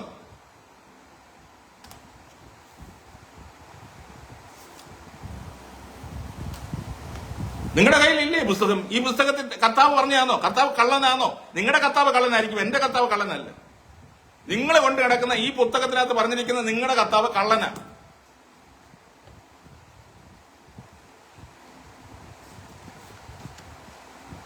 അപ്പം ദൈവപുത്രനായ ക്രിസ്തു ഒരു യഹൂദനായിരിക്കെ യഹൂദന്മാരുടെ മധ്യേ വന്നത് ഇസ്രായേലിന്റെ പിതാക്കന്മാരോട് ചെയ്ത വാഗ്ദത്തങ്ങളെ ഉറപ്പിക്കേണ്ടതിന് അഥവാ നിവർത്തിക്കേണ്ടതിന് വേണ്ടിയായിരുന്നത് കൃത്യമായി റോമാലേഖനം 15:8 ഞാനിവിടെ പറഞ്ഞു. അപ്പം വാഗ്ദത്തം ചെയ്ത ചെയ്തപ്പെട്ട പുതിയ നിയമം ഉറപ്പിക്കുവാനായിട്ടാണ് വന്ന ക്രിസ്തു ഏകദേശം 3.5 വർഷത്തോളം തന്റെ ജനമായിരുന്ന ഇസ്രായേലിനോട് പുതിയ നിയമത്തിന്റെ ചട്ടങ്ങളെ പറഞ്ഞു കേൾപ്പിച്ചു. പ്രത്യേകിച്ച് മത്തായി 5, 6, 7 അധ്യായങ്ങളിൽ ഈ ഗിരിപ്രഭാഷണത്തെ കൃത്യമായി കർത്താവ് അത് പറഞ്ഞു കേൾപ്പിക്കുന്നുണ്ട്. അപ്പം ക്രിസ്തു ക്രൂശിൽ മരിക്കുന്നതിന്റെ തലേരാത്രി പെസഹ ഭക്ഷിച്ച ശേഷം തന്റെ നിയമത്തെ സംബന്ധിച്ചുള്ള അന്തിമ കാര്യങ്ങളും ശിഷ്യന്മാരോട് അറിയിച്ചു എന്ന് നമുക്ക് കൃത്യമായി മത്തായി 26 മുതൽ 28 വരെ അവൻ അപ്പമെടുത്ത് സ്തോത്രം ചെയ്ത് നുറുക്കി, ഇത് എന്റെ രക്തത്തിന് പുതിയ നിയമമാകുന്നു എന്നിട്ട് പറയുന്നു. അവൻ അപ്പമെടുത്ത് സ്തോത്രം ചൊല്ലി നുറുക്കിയിട്ട് എന്റെ ശരീരമാകുന്നു. അടുത്തത് അവന് തന്നെ അത്താഴം കഴിഞ്ഞതിന് ശേഷം അവൻ പാനപാത്രം എടുത്തു, ഇത് എന്റെ രക്തത്തിന് പുതിയ നിയമമാകുന്നു. ആരുടെ മേലിലാണ് ഇത് സ്ഥാപിച്ചത്? ഇസ്രായേൽ ഗൃഹത്തിന്റെ മേലും യഹൂദ ഗൃഹത്തിന്റെ മേലും പുതിയ ഉടമ്പടി സ്ഥാപിച്ചത്. അപ്പം ഞാൻ പറഞ്ഞു വന്നതിന്റെ സാരം, ഇത് പുതിയ നിയമത്തിന്റെ രക്തം എന്ന് പറയുന്നത് ആ ലൂക്കോസിന്റെ സുവിശേഷം 22:19 മുതൽ 20 വരെയുള്ള വാക്യങ്ങളിൽ കാണുന്നത്. മിസ്രൈമിൽ നിന്നും പെസഹയിലൂടെ വീണ്ടെടുക്കപ്പെട്ട ഇസ്രായേൽ ജനത്തോട് നിയമം ചെയ്യുന്നതിന് മുമ്പായി മോശ നിയമപുസ്തകം കയ്യിലെടുത്ത് ജനങ്ങൾക്ക് വായിച്ചു. അതിനുശേഷം നിയമകർത്താവിന്റെ മരണത്തിന് നിഴലായി യാഗരക്തം തളിച്ചു എന്ന് വ്യക്തമായിട്ട് പുറപ്പാട് പുസ്തകം 24:1 മുതൽ 8 വരെയുള്ള വാക്യങ്ങളിൽ കൃത്യമായി നാം കാണുന്നുണ്ട്. യിരെമ്യാവിലൂടെ വാഗ്ദത്തം ചെയ്ത പുതിയ നിയമത്തെ ഉറപ്പിക്കുവാനായിട്ട് ക്രിസ്തു ഏകദേശം 3.5 വർഷത്തോളം തന്റെ നിയമത്തെ പറഞ്ഞു കേൾപ്പിച്ചു. തുടർന്ന് നിയമകർത്താവ് മരിച്ചു. അത് നിയമത്തെ ഉറപ്പിക്കാൻ വേണ്ടിയായിരുന്നു എന്ന് എബ്രായ ലേഖനം 9:15 മുതൽ 17 വരെയുള്ള വാക്യങ്ങളിൽ കൃത്യമായി നമ്മൾ വായിക്കുന്നുണ്ട്. ആദ്യ നിയമം, ആ നിയമമുള്ളിടത്ത് നിയമകർത്താവിന്റെ മരണം ആവശ്യമെന്ന് കൃത്യമായിട്ട് എബ്രായ ലേഖനം 9:15 മുതൽ 17 വരെ നിങ്ങൾ വായില്ലേ. അപ്പൊ അപ്പോസ്തല പ്രവൃത്തി 13-ാം അധ്യായം മുതൽ 11 വളരെ അപ്പോസ്തല പ്രവൃത്തി 13-ാം അധ്യായം എന്ന് പറയുന്നത് വളരെ ഇമ്പോർട്ടന്റ് ആയിട്ടുള്ള അധ്യായമാണ്. നിങ്ങളത് ശ്രദ്ധ തിരിച്ചൊന്ന് വായിക്കണം. അവിടെ കൃത്യമായിട്ട് അതിന്റെ 15 മുതൽ 41 വരെയുള്ള വാക്യങ്ങൾ നിങ്ങളൊന്ന് മെമ്മറൈസ് ചെയ്ത് വായിച്ചാലും വേണ്ടില്ല. അപ്പോൾ അപ്പോസ്തല പ്രവൃത്തി 13-ാം അധ്യായം ഞാൻ അതവിടെ ഒന്ന് വായിക്കാം, നിങ്ങളുടെ മുമ്പിൽ ഒന്ന് വായിക്കാം. അവിടെ കൃത്യമായിട്ട് ആ സമൂഹത്തോട് പറയുന്ന, ആ ജനത്തോട് പറയുന്ന അപ്പോസ്തല പ്രവൃത്തി 13-ാം അധ്യായം അതിന്റെ 15 മുതലുള്ള വാക്യങ്ങളിൽ കൃത്യമായിട്ട് നമ്മൾ വായിക്കുമ്പോൾ അവിടെ ആരോടാണ് ദൈവം നിയമം ചെയ്തതെന്നും ആർക്കാണ് രക്ഷ വേണ്ടിയതെന്നൊക്കെ കൃത്യമായിട്ട് അവിടെ എഴുതിയിട്ടുണ്ട്. അപ്പോസ്തല പ്രവൃത്തി 13-ാം അധ്യായം, ഒരു മിനിറ്റ്, 13-ാം അധ്യായം. ഇത്രയും കിടന്ന് പറയേണ്ട ആവശ്യകത ഈ സമൂഹത്തിൽ ദൈവരാജ്യം ഇന്ന് പ്രസംഗിക്കുന്നില്ല. ദൈവരാജ്യം 1000 ആണ്ട് വാഴ്ചയ്ക്ക് ശേഷം വരുന്ന ഒരു കാര്യമാണെന്നാണ് പറയുന്നത്. 1000 ആണ്ട് 13-ാം അധ്യായം ഞാൻ വായിക്കാം. അതിന് 15 മുതലുള്ള വാക്യങ്ങൾ അവിടെ എങ്ങനെയാണ് എഴുതിയിരിക്കുന്നത്? പൗലോസ് എഴുന്നേറ്റ് ആംഗ്യം കാട്ടി പറഞ്ഞത്, ഇസ്രായേൽ പുരുഷന്മാരും ദൈവഭക്തന്മാരുമായുള്ളവരെ കേൾപ്പിൻ. എന്നോടല്ല പറഞ്ഞത് പൗലോസ്. എന്താണ് പറഞ്ഞത്? പൗലോസ് എഴുന്നേറ്റ് ആംഗ്യം കാട്ടി പറഞ്ഞത്, ഇസ്രായേൽ പുരുഷന്മാരും ദൈവഭക്തന്മാരുമായുള്ളവരെ കേൾപ്പിൻ. ഇസ്രായേൽ ജനത്തിന്റെ ദൈവം നമ്മുടെ പിതാക്കന്മാരെ തെരഞ്ഞെടുത്തു. മിസ്രൈം ദേശത്തിലെ പ്രവാസകാലത്ത് ജനത്തെ വർദ്ധിപ്പിച്ചു. ഭുജവീര്യം കൊണ്ട് അവിടെ നിന്ന് പുറപ്പെടുവിച്ചു. മരുഭൂമിയിൽ 40 സംവത്സര കാലത്തോളം അവരുടെ സ്വഭാവം സഹിച്ചു. കനാൻ ദേശത്തിലെ 7 ജാതികളെ ഒടുക്കി അവരുടെ ദേശം അവർക്ക് അവകാശമായി വിഭാഗിച്ചു കൊടുത്തു. അങ്ങനെ ഏകദേശം 450 സംവത്സരം കഴിഞ്ഞു. അതിന്റെ ശേഷം അവൻ അവർക്ക് ശമൂവേൽ പ്രവാചകനെ ന്യായാധിപന്മാരായി കൊടുത്തു. അതല്ല ഇസ്രായേലിന്റെ ചരിത്രമാണ് പൗലോസ് അവിടെ പറയുകയാണ്. അടുത്തത് താഴേക്ക് വായിക്കുമ്പോൾ അവിടെ 26-ാം വാക്യം ഞാൻ നിങ്ങൾ വായിച്ച് മനസ്സിലാക്കുക. സഹോദരന്മാരെ, അബ്രഹാം വംശത്തിലെ മക്കളും അവരോട് ചേർന്ന ദൈവഭക്തന്മാരുമായുള്ളവരെ നമുക്കാകുന്നു രക്ഷാവചനം അയച്ചിരിക്കുന്നത്. അപ്പൊ രക്ഷാവചനം പോലും അയച്ചിരിക്കുന്നത് ആർക്കാ? അബ്രഹാം വംശത്തിലെ മക്കളും അവരോട് ചേർന്ന ദൈവഭക്തന്മാരുമായുള്ളവരെ. അതായത് ഇസ്രായേൽ ജനത്തിനെന്ന് കൃത്യമായി മേലെ അഡ്രസ് ചെയ്തിട്ട് താഴേക്ക് വായിച്ചു പ്രോഗ്രസീവായി വായിക്കുമ്പോൾ അവിടെ രക്ഷാവചനം ആർക്കാ കൊടുത്തിരിക്കുന്നത് കൃത്യമായിട്ട് എഴുതിയിട്ടുണ്ട്. കാരണം ആവർത്തനം 32:20 യഹൂദന്റെ അന്ത്യത്തെക്കുറിച്ച് മോശ പ്രവചിച്ചിട്ടുണ്ട്. എന്താണ്? അവരുടെ അന്ത്യത്തിൽ അവർ വക്രതയും കോട്ടമുള്ള തലമുറയായി മാറും. ഇതൊക്കെ പറയുമ്പോൾ നിങ്ങൾ വചനമില്ലെന്ന് പറഞ്ഞിട്ട് കാര്യമില്ല. നിങ്ങളുടെ മുമ്പിൽ ആവർത്തനം 32:20 ഞാൻ വായിക്കാൻ പോവുകയാണ്. നിങ്ങൾക്ക് മനസ്സിലാക്കാൻ പറ്റുമെങ്കിൽ മനസ്സിലാക്കി. ഇന്നത്തെ വെറും ഒരു മതപ്പൊട്ടനായിട്ട് ജീവിക്കാതെ കൃത്യമായി ദൈവരാജ്യത്ത് ജീവിക്കാൻ നിങ്ങൾക്ക് പറ്റുമെങ്കിൽ ജീവിര്. അല്ലാതെ ഇവിടെ പറഞ്ഞിരിക്കുന്ന വെറും നമ്മളൊരു തരം താണ മതം പൊട്ടനായി മാറാതെ, വെറും നമ്മളുടെ മതത്തിന്റെ അന്ധത മനസ്സിൽ കയറി കൃത്യമായി ദൈവരാജ്യം വെളിപ്പെടാതെ ദൈവരാജ്യത്തിന്റെ അന്തസക്ത മനസ്സിലാക്കാതെ വെറും മതപ്പൊട്ടനായി മാറി നമ്മൾ ജീവിക്കാതെ ആവർത്തനം 32:20 ഞാൻ വായിക്കാൻ പോവുക. അപ്പം അവിടെ ഇസ്രായേലിന്റെ പറഞ്ഞിരിക്കുന്നത് ആകാശമയെ കേൾക്കാ ഞാൻ സംസാരിക്കും, ഭൂമിയെ എന്റെ വായിൻ വാക്കുകളെ കേൾക്കാന്ന് അവിടെ ആരോടാ പറഞ്ഞത്? മോശ അതിന്റെ 30-ാം വാക്യം, മേളത്തെ 31-ാം അധ്യായത്തിന്റെ 30-ാം വാക്യം. അങ്ങനെ മോശ ഇസ്രായേലിന്റെ സർവ്വസഭയെ ഈ പാട്ടിന്റെ വചനങ്ങളൊക്കെ ചൊല്ലി കേൾപ്പിച്ചു. എന്നിട്ടാണ് താഴേക്ക് വായിക്കുന്നത് ആകാശമേ കേൾക്കാം. അതായത് ഇസ്രായേൽ ജനത്തോടാണ് ഇത് പറഞ്ഞു കേൾപ്പിക്കുന്നത്. എന്നിട്ട് 32-ാം അതിന്റെ 18-ാം വാക്യത്തിലേക്ക് വരുമ്പോൾ, നിന്നെ ജനിപ്പിച്ച പാറയെ നീ വിസ്മരിച്ചു, നിന്നെ ഉൽപ്പാദിച്ച ദൈവത്തെ നീ മറന്നു കളഞ്ഞു, യഹോവ കണ്ട് അവരെ തള്ളിക്കളഞ്ഞു, തന്റെ പുത്രിപുത്രന്മാരുള്ള നീരസത തന്നെ. അടുത്തത്, അവൻ അരുളി ചെയ്യുന്നു, ഇതാ ഞാൻ എന്റെ മുഖം അവർക്ക് മറയ്ക്കും, അവരുടെ അന്തം എന്ത് എന്ന് ഞാൻ നോക്കും. അവർ വക്രതയുള്ള തലമുറ, നേരില്ലാത്ത മക്കൾ, ദൈവമില്ലാത്തതിനെ കൊണ്ട് എനിക്ക് എരിവ് വരുത്തി. ഈ യഹൂദന്റെ അന്ത്യത്തിൽ, അവന്റെ കാലാവസാനത്തിൽ അവർ വക്രതയും കോട്ടമുള്ള തലമുറയായി മാറുമെന്നാണ് മോശ പ്രവചിച്ചത്. കാരണം അവന്റെ ന്യായപ്രമാണം അവസാനിക്കുന്ന സമയത്ത് അവർ വക്രത, അവന്റെ യുഗത്തിന്റെ അവസാനത്തിൽ, അവന്റെ കാലാവസാനത്തിൽ, അല്ലെങ്കിൽ അവന്റെ ലോകാവസാനത്തിൽ ഈ കൂട്ടരാണ് പത്രോസ് പറയുന്നത് അപ്പോസ്തലപ്രവൃത്തി 2-ാം അധ്യായം, വക്രതയും കോട്ടമുള്ള തലമുറയിൽ നിന്ന് രക്ഷിക്കപ്പെടുവിൻ. അപ്പം ഈ അപ്പോസ്തലപ്രവൃത്തി 13-ാം അധ്യായം 32-ാം വാക്യത്തിൽ ഞാൻ പറഞ്ഞു, ആരാണ്? അബ്രഹാം വംശത്തിലെ മക്കളും ദൈവഭക്തന്മാരുമായുള്ളവരേ, നിങ്ങൾക്കാകുന്ന ഈ രക്ഷാവചനം. ആർക്കാണ് രക്ഷാവചനം? രക്ഷപ്പെടേണ്ടത് ആരാണ്? ഈ രക്ഷ എന്ന് പറഞ്ഞ വാക്കിന്റെ അർത്ഥം എന്താണ്? വരാൻ പോകുന്ന ഒരു വലിയ വിപത്തിൽ നിന്ന് രക്ഷ പ്രാപിക്കുക, അല്ലെ അവരുടെ ജീവിതത്തിൽ വരാൻ പോകുന്ന വലിയ ഏതോ ഒന്നിൽ നിന്ന്, അല്ലെങ്കിൽ നിങ്ങളുടെ മേൽ വീണ് കിടക്കുന്ന ഒന്നിൽ നിന്ന് രക്ഷ പ്രാപിക്കുക. നിങ്ങളുടെ സമൂഹത്തിന്റെ മധ്യത്തിൽ, അല്ലെ നിങ്ങളുടെ സമൂഹത്തിൽ വീണ് കിടക്കുന്ന, കാരണം ഇവിടെ ഞാൻ പറഞ്ഞു, ഇസ്രായേൽ ജനം എന്തായിരുന്നു? വേശ്യയായി തീർന്നു എന്ന് പറഞ്ഞു, ഹാർലറ്റായി തീർന്നു, വ്യഭിചാരണിയായി തീർന്നു. അവർക്ക് ഉപേക്ഷണപത്രം കൊടുത്തു. പക്ഷേ വീണ്ടും ആ ഹോശയ പ്രവാചനങ്ങളിലൂടെ സംസാരിച്ച് ഹോശയ 14:1 അവിടെ എങ്ങനെ കൃത്യമായിട്ട് എഴുതിയിട്ടുണ്ട്, ഇസ്രായേലേ മടങ്ങിവ, നീ അതരാർപ്പണങ്ങളോടെ മടങ്ങിവ. കാരണം ദൈവത്തിന്റെ കരുണ, ഫേവർ അവരുടെ മേളിലുള്ളത് കൊണ്ട്. കാരണം ദൈവം അവരെ ഉപേക്ഷിച്ചില്ല. ആമോസ് 9:8 ഞാൻ എപ്പോഴും പറയാനുള്ള ഒരു വാക്യമാണ്. ആമോസ് 9:8 ഞാൻ നിങ്ങൾക്ക് വേണ്ടി അത് ഒന്നും കൂടെ വായിക്കുകയാണ്. ആമോസ് 9:8, യഹോവയായ കർത്താവിന്റെ ദൃഷ്ടി പാപമുള്ള രാജ്യത്തിന്മേൽ ഇരിക്കുന്നു. ഏതാ പാപമുള്ള രാജ്യം? ഇസ്രായേല് രാജ്യത്തിന്മേൽ ഇരിക്കുന്നു. ഞാൻ അതിനെ ഭൂതലത്തിൽ നിന്ന് നശിപ്പിക്കും, എങ്കിലും ഞാൻ യാക്കോബ് ഗ്രഹത്തെ മുഴുവനും നശിപ്പിക്കുകയില്ല. കാരണം ഒരു റെമനന്റിനെ, ഒരു ശേഷിപ്പിനെ അവിടെ എഴുതിയിരിക്കുന്നു, യാക്കോബ് എന്ന് യഹോവയുടെ അരുളപ്പാട്, അരിപ്പ് കൊണ്ട് അരിക്കുന്നത് പോലെ ഞാൻ ഇസ്രായേൽ ഗ്രഹത്തെ സകല ജാതികളുടെ ഇടയിൽ നിന്ന് അരിപ്പാൻ കൽപ്പിക്കും. കാരണം ഈ സകല ജാതികളുടെ ഇടയിൽ ചിതറിപ്പോയ ദൈവമക്കൾ എന്ന് അതിനെ വിളിക്കുന്നത്, അവരെ കൊണ്ട് അരിപ്പ് കൊണ്ട് അരിച്ചെടുക്കുന്നത് പോലെ വടക്കേ രാജ്യമായി ഇസ്രായേലിലെ ജാതികൾ എന്നാണ് ബൈബിൾ വിളിക്കുന്നത്. കൾട്ടിവേറ്റഡ് ഒലിവ് ട്രീ ആയിരുന്നു യെരമ്യാ 12:16-17 ഒക്കെ പറയുന്നത്. 12:16-17 ഒക്കെ പറയുന്നത് അവർ യഹൂദ ഗ്രഹവും ഇസ്രായേൽ ഗ്രഹവും എന്ന് പറഞ്ഞ കൾട്ടിവേറ്റഡ് ഒലിവ് ട്രീ ആയിരുന്നു. ഇവര് ഈ ഓശയ തന്നെ ഈ ആമോസ് തന്നെ ഞാൻ കഴിഞ്ഞ ദിവസങ്ങളിൽ അതിനെ പറ്റി പറഞ്ഞു. ആരാണ് ഒലിവ് ട്രീ എന്നത്? ഇവിടെയുള്ള അച്ഛന്മാരെല്ലാം പഠിപ്പിക്കുന്നത് നമ്മളെ ജാതികൾ നമ്മളെ ഒട്ടിക്കുമെന്നാണ് പറഞ്ഞുകൊണ്ട് കിടക്കുന്നത്. വിവരക്കേടെന്ന് കാല് വെച്ചതാ. അപ്പം ഞാൻ ഇസ്രായേൽ ഗ്രഹത്തെ സകല ജാതികളുടെ ഇടയിൽ നിന്ന് അരിപ്പം കൽപ്പിക്കും, ഒരു മണി പോലും നിരത്ത് വീഴുകില്ല, അനർത്ഥം ഞങ്ങളെ തുറന്നെത്തിക്കില്ല, എത്തിപ്പിടിക്കുമില്ല എന്ന് പറയുന്നവരായ എന്റെ ജനത്തിലുള്ള സകല പാപികളും വാൾ കൊണ്ട് മരിക്കും. ഇതെന്നാണ് മരിച്ചത്?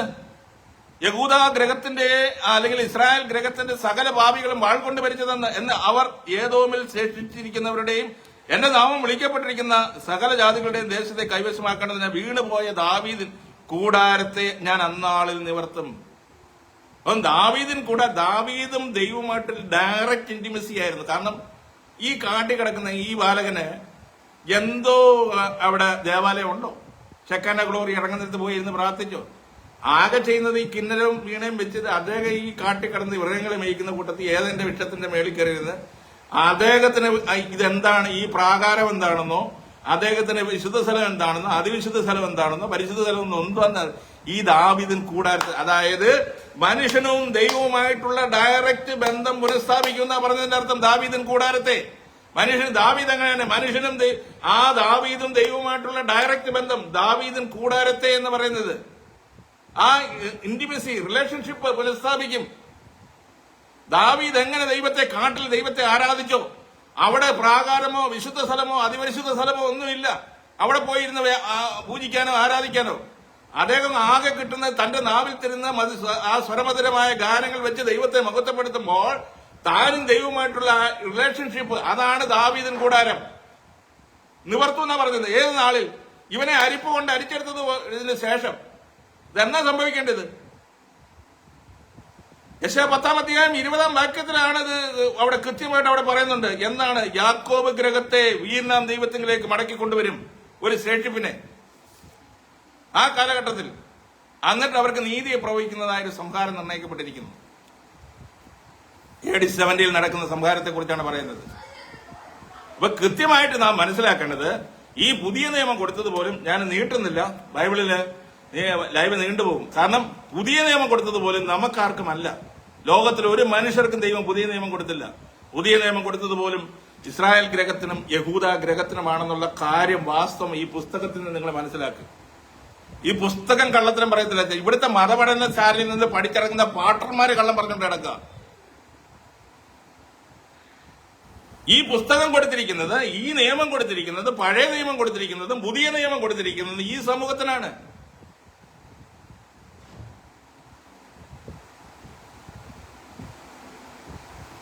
അപ്പം ഞാനിവിടെ കൃത്യമായിട്ട് പറഞ്ഞിട്ടുണ്ട് എന്താണ് കാരണം. കൃത്യമായി നമ്മൾ സഹോദരന്മാരെ, അബ്രഹാം വംശത്തിലെ മക്കളും അവരോട് ചേർന്നിരിക്കുന്ന ദൈവഭക്തന്മാരുമായുള്ളവരെ നമുക്കാകുന്ന ഈ രക്ഷാവചനം അയച്ചിരിക്കുന്നത് യെരൂശലേം നിവാസികളും അവരുടെ പ്രമാണികളുമല്ലേ ആണ്ടുതോറും ശബത്ത് തോറും വായിച്ചും വരുന്ന പ്രവാചകന്മാരുടെ വചനങ്ങളെയോ തിരിച്ചറിയാതെ അങ്ങനെ ശിക്ഷയ്ക്ക് വിധിക്കിയാൽ അവർക്ക് നിവർത്തി വന്നിരിക്കുന്നു.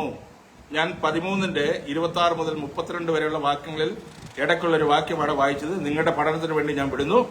ആ 13 37-38 വാക്യങ്ങൾ ഒരിക്കൽ കൂടി ഞാൻ വായിക്കും. ആകെ സഹോദരന്മാരെ, ഇവൻ മൂലം നിങ്ങളോട് പാപമോചനം അറിയിക്കുന്നു എന്ന് മോശയുടെ ന്യായപ്രമാണത്തിൽ നിങ്ങൾക്ക് നീതീകരണം വരുവാൻ കഴിയാത്ത സകലത്തിൽ നിന്ന് വിശ്വസിക്കുന്ന ഏവരും ഇവനാൽ നീതീകരിക്കപ്പെടുന്നു എന്ന് നിങ്ങൾ അറിഞ്ഞുകൊള്ളുവിൻ. ആരാല്? ക്രിസ്തുവിനാൽ. ആരോടാണ്? മോശയുടെ ന്യായപ്രമാണത്തിൽ നിങ്ങൾക്ക് നീതീകരണം. മോശയുടെ ന്യായപ്രമാണം കൊടുത്ത ലോകത്തിൽ ആർക്കുമല്ല, ഇസ്രായേൽ ജനത്തിനാണ്. അതുകൊണ്ട് നീതീകരണം അവർക്ക് വന്നില്ലെന്നാണ് പറയുന്നത്. എന്നാൽ യേശു ക്രിസ്തുവിലൂടെ നിങ്ങൾക്ക് നീതീകരണം വരാൻ പോകുന്നു എന്നാണ് അപ്പോസ്തലപ്രവൃത്തി 13-ാം അധ്യായം 37-38 വാക്യങ്ങളിൽ വായിക്കുന്നത്. അതുകൊണ്ട് എബ്രായലേഖനം 12 മുതൽ 18 വരെ, എബ്രായലേഖനം 10-12 മുതൽ 18 വരെ നമ്മൾ എടുത്ത് വായിക്കുമ്പോൾ ഏകയാഗത്താൽ വിശുദ്ധീകരിക്കപ്പെടുന്നവർക്ക് സദാകാലത്തേക്കും സൽഗുണപൂർത്തി വരുത്തിയിരിക്കുന്നു. അവിടെ താഴേക്ക് വായിക്കുമ്പോൾ അവരുടെ പാപങ്ങളെയോ അകൃത്യങ്ങളെയോ ഞാൻ ഇനി ഓർക്കുകയില്ല.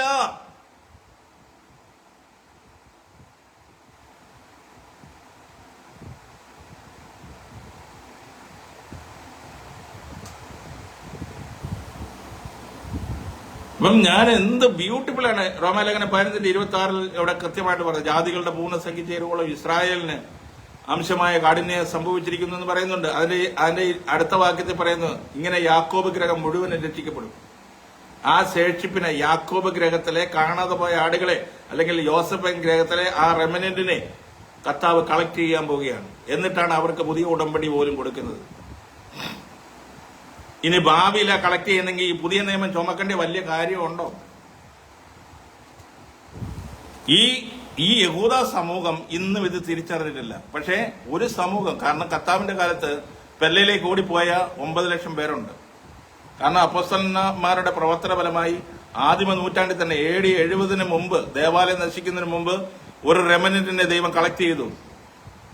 വെളിപ്പാട് പുസ്തകത്തിൽ പറഞ്ഞു, ഓരോ ഗോത്രത്തിൽ നിന്നും 12000 എന്ന് 1,44,000 എണ്ണം. പക്ഷേ ബാക്കി യഹൂദ മതാനുസാരികളും ആ സമൂഹത്തിൽ നിന്നെല്ലാം ഏതാണ്ട് 9 ലക്ഷം പേര് പെല്ലയിലേക്ക്, കർത്താവിന്റെ വാക്ക്, അന്ന് യെരൂശലേമിലുള്ളവർ മലമുകളിലേക്ക് ഓടിപ്പോകട്ടെ എന്ന് പറഞ്ഞ കർത്താവ് ആ മലമുകളിൽ യോർദാനിലെ പെല്ല എന്ന മൗണ്ടനിലേക്ക് ഓടിപ്പോയി.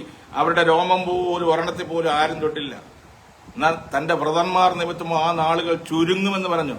അവർ ഏറെ നാള് മലകളിൽ ഇരിക്കേണ്ടി വന്നില്ല. 3.5 വർഷത്തെ ആ യുദ്ധം കഴിഞ്ഞതിന് ശേഷം അവര് യേശുക്രിസ്തുവിന്റെ കസിൻ ബ്രദർ ആയിരുന്ന നേതൃത്വത്തിൽ, അദ്ദേഹത്തിന്റെ പേര് ഞാൻ മറന്നുപോയി, ഓർക്കുന്നില്ല, അദ്ദേഹത്തിന്റെ നേതൃത്വത്തിൽ അവർ മടങ്ങി വന്നു. അപ്പം ഇത് കൃത്യമായി നമ്മൾ ബൈബിളിന്റെ ചരിത്രത്തിലുള്ള കാര്യമാണ്. അവർ വീണ്ടും യെരുശലേമിലേക്ക് മടങ്ങി വന്നു. അവർ സിനഗോഗുകളിൽ അവര് യെരുശലേം ദേവാലയം ഒന്ന് പണിയാൻ പോയതൊന്നുമില്ല. പക്ഷെ അന്നത്തെ ചക്രവർത്തി വേണമെങ്കിൽ പണിഞ്ഞോളാൻ പറഞ്ഞു. പക്ഷെ അവർ പറഞ്ഞു വേണ്ടാന്ന്. അവർ സിനഗോഗുകൾ പറഞ്ഞ ചെറിയ സിനഗോഗുകളിൽ ദൈവത്തെ ആരാധിച്ചുകൊണ്ടുപോകുന്നു. അപ്പം ഈ സത്യം നമ്മൾ മനസ്സിലാക്കുക. നമുക്കാർക്കും പുതിയ നിയമം തന്നിട്ടില്ല. പിന്നെ നമുക്കിതിനകത്ത് പ്രവേശനമുണ്ട്. നിങ്ങൾ ചോദിക്കും, ഈ പുസ്തകം നമ്മളെന്തിനാ ചുമക്കുന്നതെന്ന്. കർത്താവ് യോഹന്നാൻ 3:16 പറയുന്നത് പോലെ ലോകത്തെ അവൻ സ്നേഹിച്ചുകൊണ്ടാണ് വന്നത്. കാരണം നമുക്കിത് അറിയത്തില്ലായിരുന്നു, നമുക്ക് അറിവില്ലായിരുന്നു. എന്നാണ് ഈ 7-ാം കാഹള നാദത്തെങ്കിൽ ഒരു മർമ്മം എനിക്ക് വെളിവായി വന്നു എന്ന് പൗലോസ്ലീഹ ധന്യനായ പൗലോസ്ലീഹ പറയുന്നുണ്ട്. അതെപ്പോഴാണ്? അത് എഫേസ്യ ലേഖനം 3-ാം അധ്യായം കൃത്യമായിട്ട് അതിനെപ്പറ്റി രേഖപ്പെടുത്തുന്നുണ്ട്. എന്താണ്? ഞാൻ അതും കൂടെ വായിച്ചിട്ട് ഞാൻ നിർത്തുക. അപ്പൊ നിങ്ങൾക്ക് എന്തെങ്കിലും ഇവിടെ ഈ പുസ്തകം ചെന്നുകൊണ്ടിരിക്കുന്ന ഇവിടുത്തെ ക്രിസ്ത്യാനികൾക്ക് വല്ല പ്രിവിലേജ് ഉണ്ടോ, നമുക്കിതിനകത്ത് വല്ല ആക്സസ് ഉണ്ടോ എന്ന് പറയുന്നതിനകത്ത് നമുക്ക് നോക്കാം. അപ്പൊ നമുക്കിതിനകത്ത് പ്രവേശനമുണ്ട്. ഇത് എപ്പോഴാണ്? ഇത് പൗലോസ്ലീഹയ്ക്ക് വെളിപ്പെട്ട് കിട്ടിയ ഒരു മർമ്മമാണ്. ഇത് പൗലോസ്ലീഹയ്ക്കാണ് ഈ മർമ്മം പോലും വെളിപ്പെട്ട് കിട്ടിയത്. എന്താണ്? പക്ഷേ എഫേസ്യ ലേഖനം 1-ാം അധ്യായത്തിൽ പറയുന്നുണ്ട്, നമ്മെ അൺബ്ലെമിഷായിട്ട് നമ്മൾ ലോക സ്ഥാപനത്തിന് മുമ്പേ അവൻ നമ്മെ തെരഞ്ഞെടുത്തു എന്ന് എഴുതിയിട്ടുണ്ട്. അപ്പൊ അത് കഴിഞ്ഞിട്ട് നാം മനസ്സിലാക്കേണ്ടത് എഫേസ്യ ലേഖനത്തിൽ തന്നെ കൃത്യമായിട്ട് പൗലോസ്ലീഹ പറയുന്നുണ്ട്. ഞാൻ എഫേസ്യ ലേഖനം ഒന്ന് വായിക്കാം. അത് 3-ാം അധ്യായത്തിലാണ് കൃത്യമായി പൗലോസ്ലീഹ ഈ ഞാൻ പറയുന്നത്. അത് നിമിത്തം പൗലോസ് എന്ന ഞാൻ ജാതികളായ നിങ്ങൾക്ക് വേണ്ടി നിങ്ങൾക്ക് വേണ്ടി ക്രിസ്തു യേശുവിന്റെ ബദ്ധനായിരിക്കുന്നു. നിങ്ങൾക്കായി എനിക്ക് ലഭിച്ച ദൈവകൃപയുടെ വ്യവസ്ഥയെക്കുറിച്ച് ഞാൻ മീതെ ചുരുക്കത്തിൽ എഴുതിയതുപോലെ വെളിപ്പാടിനാൽ എനിക്കൊരു മർമ്മമറിവായി വന്നു. ആ മർമ്മം എങ്ങനെയാ വന്നത്? വെളിപ്പാടിനാൽ എനിക്കൊരു മർമ്മമറിവായി വന്നു. എന്നിട്ട് പറയുകയാണ്, എന്ന് നിങ്ങൾ കേട്ടിട്ടുണ്ടോ? അപ്പൊ പൗലോസ്ലീഹയ്ക്ക് വെളിപ്പെട്ട മർമ്മങ്ങൾ, കാരണം ആ മർമ്മം എന്ന് പറയുമ്പോൾ മിസ്റ്ററി വെളിവന്നു. അത് എനിക്കൊരു മർമ്മമായി എന്ന് നിങ്ങൾ കേട്ടു. അത് നിങ്ങളത് വായിച്ചാൽ ക്രിസ്തുവിനെ സംബന്ധിച്ചുള്ള മർമ്മത്തിൽ എനിക്കുള്ള ബോധം നിങ്ങൾക്ക് ഗ്രഹിക്കാം. ആ മർമ്മം ഇപ്പോൾ തന്റെ വിശുദ്ധ അപ്പോസ്തലന്മാർക്കും പ്രവാചകന്മാർക്കും ആത്മാവിനാൽ വെളിപ്പെട്ടതുപോലെ. അപ്പോ വിശുദ്ധ അപ്പോസ്തലന്മാർക്കും പ്രവാചകന്മാർക്കും ആത്മാവിനാൽ വെളിപ്പെട്ടതുപോലെ പൂർവ്വകാലങ്ങളിൽ മനുഷ്യർക്ക് അറിവായി വന്നില്ല. കാരണം ഉലക സ്ഥാപനത്തിനു മുമ്പേ ദൈവം നമ്മളെ അൺബ്ലെമിഷായിട്ട് തെരഞ്ഞെടുത്ത കാര്യം ആർക്കും അറിയത്തില്ലായിരുന്നു എന്നാ പറഞ്ഞത്. അറിവായിരുന്നില്ല. അതോ ജാതികൾ. ഇപ്പം ഏത് സമയത്താ? അതോ ജാതികൾ എന്ന് പറയുന്നത് നേഷൻസ് എന്നാണ് അവിടെ എഴുതിയിരിക്കുന്നത്. നേഷൻസ് എന്ന് പറഞ്ഞാൽ മറ്റ് രാജ്യങ്ങൾ, യഹൂദനൊഴിച്ചുള്ള മറ്റ് ആളുകൾ, നേഷൻസ്, ജാതികൾ സുവിശേഷത്താൽ ക്രിസ്തു യേശുവിന്റെ കൂട്ടവകാശികളും ഏക ശരീരസ്ഥരും വാഗ്ദത്തത്തിന് പങ്കാളികളുമാകണം എന്നുള്ളത് തന്നെ. അപ്പൊ ഇതെപ്പോഴാണ്? ഇത് 7-ാം കാഹളനാദത്തിന്റെ കാലത്തിലാണെന്ന് വെളിപ്പാട് ദിവസം 10:6 പറയുന്നുണ്ട്. ഇപ്പൊ 7-ാം കാഹളനാദത്തിന്റെ കാലത്ത്, കാരണം കാഹളനാദം ഊതണമെങ്കിൽ ദേവാലയം ഉണ്ടാകണം. യഹൂദന്റെ 5-ാമത്തെ പെരുന്നാളാണ് കാഹളധ്വനി പെരുന്നാള്. ഈ കാഹളധ്വനി പെരുന്നാള് നടക്കണമെങ്കിൽ ദൈവത്തിന്റെ മർമ്മം അവിടെ വെളിപ്പെടുന്നത് പൗലോസ്ലീഹ ഈ 10-ാം അധ്യായം, വെളിപ്പാട് ദിവസം 10-ാം അധ്യായം 6-ാം വാക്യത്തിൽ അവിടെ എഴുതിയിട്ടുണ്ട്. ഇനി കാലം ഉണ്ടാകില്ല എന്ന് പറഞ്ഞാൽ നോട്ട് ഡിലേ, ഇനി താമസം ഉണ്ടാകില്ല. 7-ാമത്തെ ദൂതൻ കാഹളം ഊതുവാനിരിക്കുന്ന നാദത്തിന്റെ കാലത്തെ, അതായത് 7-ാമത്തെ ദൂതൻ മഹാകാഹളം എന്ന് അതിനെ വിളിക്കും, ലാസ്റ്റ് ട്രംപറ്റ് എന്ന് വിളിക്കും, മഹാകാഹളം എന്ന് വിളിക്കും. ആ നാദത്തിന്റെ കാലത്ത് ദൈവത്തിന്റെ മർമ്മം തന്റെ ദാസന്മാരായ പ്രവാചകന്മാർക്ക് അറിയിച്ചു കൊടുത്തതുപോലെ. അപ്പൊ ഇവിടെ ഞാൻ വായിച്ചത് എന്താണ്? 3-ാം അധ്യായത്തിൽ, എഫേസ്യ 3-ാം അധ്യായത്തിൽ അവിടെ പറഞ്ഞിരിക്കുന്നത്, നിങ്ങൾക്കത് വായിച്ച ക്രിസ്തുവിനെ സംബന്ധിച്ചുള്ള മർമ്മത്തിൽ എനിക്കുള്ള ബോധം നിങ്ങൾക്ക് ഗ്രഹിക്കാം. എന്നിട്ട് പറയുകയാണ്, ആ മർമ്മം ഇപ്പോൾ അവന്റെ വിശുദ്ധ അപ്പോസ്തലന്മാരും പ്രവാചകന്മാർക്കും ആത്മാവിനാൽ വെളിപ്പെട്ടതുപോലെ. ഇവിടെയും പറയുന്നു എന്താണ്? ഇനി കാലമുണ്ടാകില്ല. 7-ാമത്തെ ദൂതൻ കാഹളം ഊതുവാനിരിക്കുന്ന നാദത്തിന്റെ കാലത്ത് ദൈവത്തിന്റെ മർമ്മം അവൻ തന്റെ ദാസന്മാരായ പ്രവാചകന്മാർക്ക് അറിയിച്ചത് കൊടുത്തതുപോലെ നിവർത്തിയാകുമെന്ന് ആകാശവും അതിലുള്ള ഭൂമിയും അതിലുള്ളതും സമുദ്രവും അതിലുള്ളതും സൃഷ്ടിച്ചവനായ എന്നേക്കും ജീവിച്ചിരിക്കുന്നതിനെ ചൊല്ലി സത്യം ചെയ്തു. അപ്പം ഈ കാഹളനാദത്തിന്റെ കാലത്താണ് ഈ മർമ്മം വെളിപ്പെട്ട് വരുന്നത്. 7-ാം കാഹളനാദത്തിന്റെ കാലഘട്ടത്തിൽ, അതായത് ദേവാലയം നശിക്കുന്നതിന് തൊട്ടു മുമ്പായി നടക്കേണ്ടത് ഒരു ഈവന്റ് ആയിരുന്നു കാഹളധ്വനി പെരുന്നാൾ, റോസസന്ന. ആ കാഹളം ഊതുമ്പോൾ, ഇന്ന് ലോകത്തിലാർക്കും കാഹളധ്വനി പെരുന്നാളില്ല. നിങ്ങൾ എന്നെ പള്ളു പറഞ്ഞാലും ബില്ല് പറഞ്ഞാലും ഇവിടുത്തെ പെന്തക്കോസ്തുകാരനൊന്നും കാഹളധ്വനി പെരുന്നാളില്ല. ഉണ്ടെങ്കിൽ പറ. കാഹളധ്വനി പെരുന്നാളുള്ളത് യഹൂദന് മാത്രമായിരുന്നു. അത് ദേവാലയം ഉള്ള കാലത്ത് ഊതണം. അവന്റെ ദേവാലയം ഉള്ളപ്പോഴേ കാഹള പെരുന്നാൾ നടക്കാനുള്ളൂ. കാരണം ഇന്ന് എന്ത് അവൻ എവിടെ ദേവാലയം? ഇന്ന് അവൻ എവിടെ ദേവാലയം? യെരൂശലേം ദേവാലയമുണ്ടോ? അവൻ ദേവാലയമുള്ള കാലത്തായിരുന്നു അത് ഊതേണ്ടത്. AD 70 ദേവാലയം നശിക്കുന്നതിന് മുമ്പാണ് അത് ഊതേണ്ടത്. ആ നാദത്തിന്റെ കാലത്താണ് ഈ സംഭവം നടക്കേണ്ടത്. ഏത് ജാതികളും ഈ യഹൂദന്മാരും ക്രിസ്തു എന്ന ശരീരത്തിൽ ഏക ശരീരസ്ഥരായി മാറേണ്ടത്. ഇതൊരു മർമ്മമായിരുന്നു. പഴയ നിയമത്തിൽ അല്ലെങ്കിൽ പഴയ കാലഘട്ടത്തിൽ ആർക്കും വെളിപ്പെട്ട് കിട്ടിയില്ല, അറിവായി വന്നില്ലെന്നാണ് എഴുതിയിരിക്കുന്നത്. അപ്പം ദൈവം നമ്മളെ അൺബ്ലെമിഷായിട്ട് ലോകത്തിലുള്ള മറ്റ് നേഷൻസിനെ എല്ലാം അൺബ്ലെമിഷായിട്ട് തെരഞ്ഞെടുത്തു വന്ന് എഫേസ്യ ലേഖനം 1-ാം അധ്യായം 3-ാം വാക്യത്തിൽ എഴുതുമ്പോൾ അതുപോലെ തന്നെ തിമോത്തിയോസിന് 2 തിമോത്തിയോസ് 1-ാം അധ്യായം അതിന്റെ 9-ാം വാക്യത്തിലും കൂടെ ഇങ്ങനെ എഴുതുന്നു. ഞാൻ അതും കൂടെ വായിച്ച് ഞാൻ നിർത്തുകയാണ്. 2 തിമോത്തിയോസ് 1-ാം അധ്യായം അതിന്റെ 9-ാം വാക്യം. ഇപ്പൊ നിങ്ങളെ ഇവിടെ പറയുമ്പോ ഇവിടെ കുറ്റം പറഞ്ഞിട്ടോ ബഹളം ഉണ്ടാക്കിയിട്ടോ നിങ്ങളുടെ ബൈബിൾ കോളേജിലെ പഠനം കേട്ടോണ്ടോ ഒന്നും കാര്യമില്ല. ബൈബിൾ കോളേജിൽ എന്തെല്ലാം പഠിപ്പിച്ചു വിടുന്നുണ്ട്. 100 കൂട്ടം യഹോവ സാക്ഷികൾ അമ്മമാരുടെ ബൈബിൾ കോളേജ് എന്താ പഠിപ്പിച്ചു വിടുന്നത്? യേശു ക്രിസ്തുവിനെ ദൈവോട്ടന്മാരെ അംഗീകരിക്കുന്നുണ്ടോ? യഹോവ സാക്ഷികള് ഇവിടുത്തെ യേശുനാമക്കാരന്മാര് പിതാവിനെ ആരാധിക്കുന്നുണ്ടോ? അമ്മമാര് ഇവിടുത്തെ എന്തെങ്കിലും ഈ 66 പുസ്തകങ്ങൾ വെച്ച് 40,000 കൾട്ടുകൾ ഉണ്ടാക്കി വെച്ചേക്കുമാരെല്ലാം സത്യസന്ധമായിട്ട് വചനം ആരോടെങ്കിലും പറയുന്നുണ്ടോ? അപ്പം ഈ പറഞ്ഞ 2 തിമോത്തിയോസ് 1-ാം അധ്യായം അതിന്റെ 9-ാം വാക്യം മുതൽ ഞാൻ നേരത്തെ പറഞ്ഞു, അവൻ നമ്മെ രക്ഷിക്കുകയും വിശുദ്ധ വിളി കൊണ്ട് വിളിക്കുകയും ചെയ്തത് നമ്മുടെ പ്രവർത്തികൾ നിമിത്തമല്ല, അതായത് നമ്മുടെ വർക്ക് കൊണ്ടല്ലെന്ന്. അടുത്തത്, സകല കാലത്തിനും മുമ്പേ ക്രിസ്തേശുവിൽ നമുക്ക് നൽകിയിരിക്കുന്നതും. അപ്പം സകല കാലമുണ്ടാകുന്നതിന് മുമ്പേ ക്രിസ്തേശുവിൽ നമുക്ക് നൽകി, ഇപ്പോൾ മരണം നീക്കുകയും സുവിശേഷം കൊണ്ട് ജീവനും അക്ഷതയും വെളിപ്പെടുത്തുകയും ചെയ്ത നമ്മുടെ രക്ഷിതാവായ ക്രിസ്തേശുവിൻ പ്രത്യക്ഷതയാൽ വെളിപ്പെട്ടിരിക്കുന്നതുമായ, അവിടെയും പറയുന്നുണ്ട്, പ്രത്യക്ഷതയാൽ വെളിപ്പെട്ടിരിക്കുന്നതുമായ തന്റെ സ്വന്തം നിർണയത്തിന് കൃപയ്ക്ക് മൊത്തമുണ്ടത്ര ആ സുവിശേഷത്തിന് ഞാൻ പ്രസംഗിയും അപ്പോസ്തലനും ഉപദേഷ്ടവുമായി നിയമിക്കപ്പെട്ടിരിക്കുന്നു. അപ്പൊ അതും സകല കാലത്തിന് മുമ്പെയാണ് നടന്നത്. അപ്പം മനുഷ്യവർഗത്തെ, യഹൂദനൊഴിച്ചുള്ള മനുഷ്യവർഗത്തെ മുഴുവൻ അൺബ്ലെമിഷായിട്ട് ദൈവം ലോക സ്ഥാപനത്തിന് മുമ്പേ തെരഞ്ഞെടുത്തു. പക്ഷേ ആ മർമ്മം വെളിപ്പെടുന്നത് ഈ 7-ാം കാഹളനാദത്തിന്റെ കാലഘട്ടമാണ്. അതായത് ദേവാലയം ഉള്ളപ്പോൾ ഈ ദേവാലയം ഭൂമിയിൽ എക്സിസ്റ്റഡ് ആയിരിക്കുന്ന സമയത്ത്, കാരണം AD 30 കർത്താവ് മരിച്ചു. AD 33 ധന്യനായ പൗലോസ്ലീഗയെ ശുശ്രൂഷയ്ക്കായി ദൈവം തെരഞ്ഞെടുത്തു. AD 30 മുതൽ AD 30 കഴിഞ്ഞ് അടുത്ത 50-ാമത്തെ ദിവസം തന്റെ പെസഹ അല്ലെങ്കിൽ പെന്തക്കോസ്തി മുതൽ അപ്പോസ്തലനായ പത്രോസിനെ ദൈവം എഴുന്നേൽപ്പിച്ച് ആ റെമനന്റിനെ, കാരണം യഹൂദന്മാരുടെ ഇടയിൽ ആ കളക്ട് ചെയ്യേണ്ടവരെ കളക്ട് ചെയ്ത് AD 70 വരെയുള്ള കാലഘട്ടത്തിൽ ഇവരെ മുഴുവൻ കളക്ട് ചെയ്ത്, ഇവരെ കാണാതെ പോയ ആടുകൾ എന്നാ പറയുന്നത്. ഈ 12 ഗോത്രത്തിൽ നിന്നും 12,000 പേര് വെച്ചേയും ബാക്കിയുള്ള റെമനന്റിനെ മുഴുവൻ കർത്താവിൽ വിശ്വസിച്ച യഹൂദന്മാരെ എല്ലാം കൂടെ കളക്ട് ചെയ്തിട്ട് പെല്ലായിലേക്ക് ഓടിച്ചു വിട്ടിട്ട് ബാക്കിയുള്ളവനെ മുഴുവൻ യെരൂശലേം ദേവാലയത്തിന് ചുറ്റും പരിസര പ്രദേശങ്ങളിലുള്ളവർ ഇത് ചുട്ടുകളഞ്ഞു. അന്ന് യഹൂദയിലുള്ളവർ മലമുകളിലേക്ക് ഓടിപ്പോകട്ടെ, അവർക്കാണ് വാണിംഗ് കൊടുത്തത്.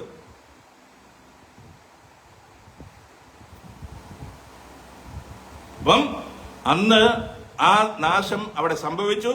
ആ റെമനന്റിനെ കളക്ട് ചെയ്യുകയും ചെയ്തു. ബാക്കിയുള്ളവർ അഭക്തരായ, നീതികെട്ട, അനീതി പുറമെ യഹൂദനായവനെ, ആ പരീക്ഷ ഗണത്തിൽപ്പെട്ട സീലട്ടുകളെ മുഴുവൻ, കാരണം ഒരു ശേഷിപ്പിനെ മാത്രം എന്ന് പിന്നെ നമ്മൾ വായിക്കുന്നുണ്ട്.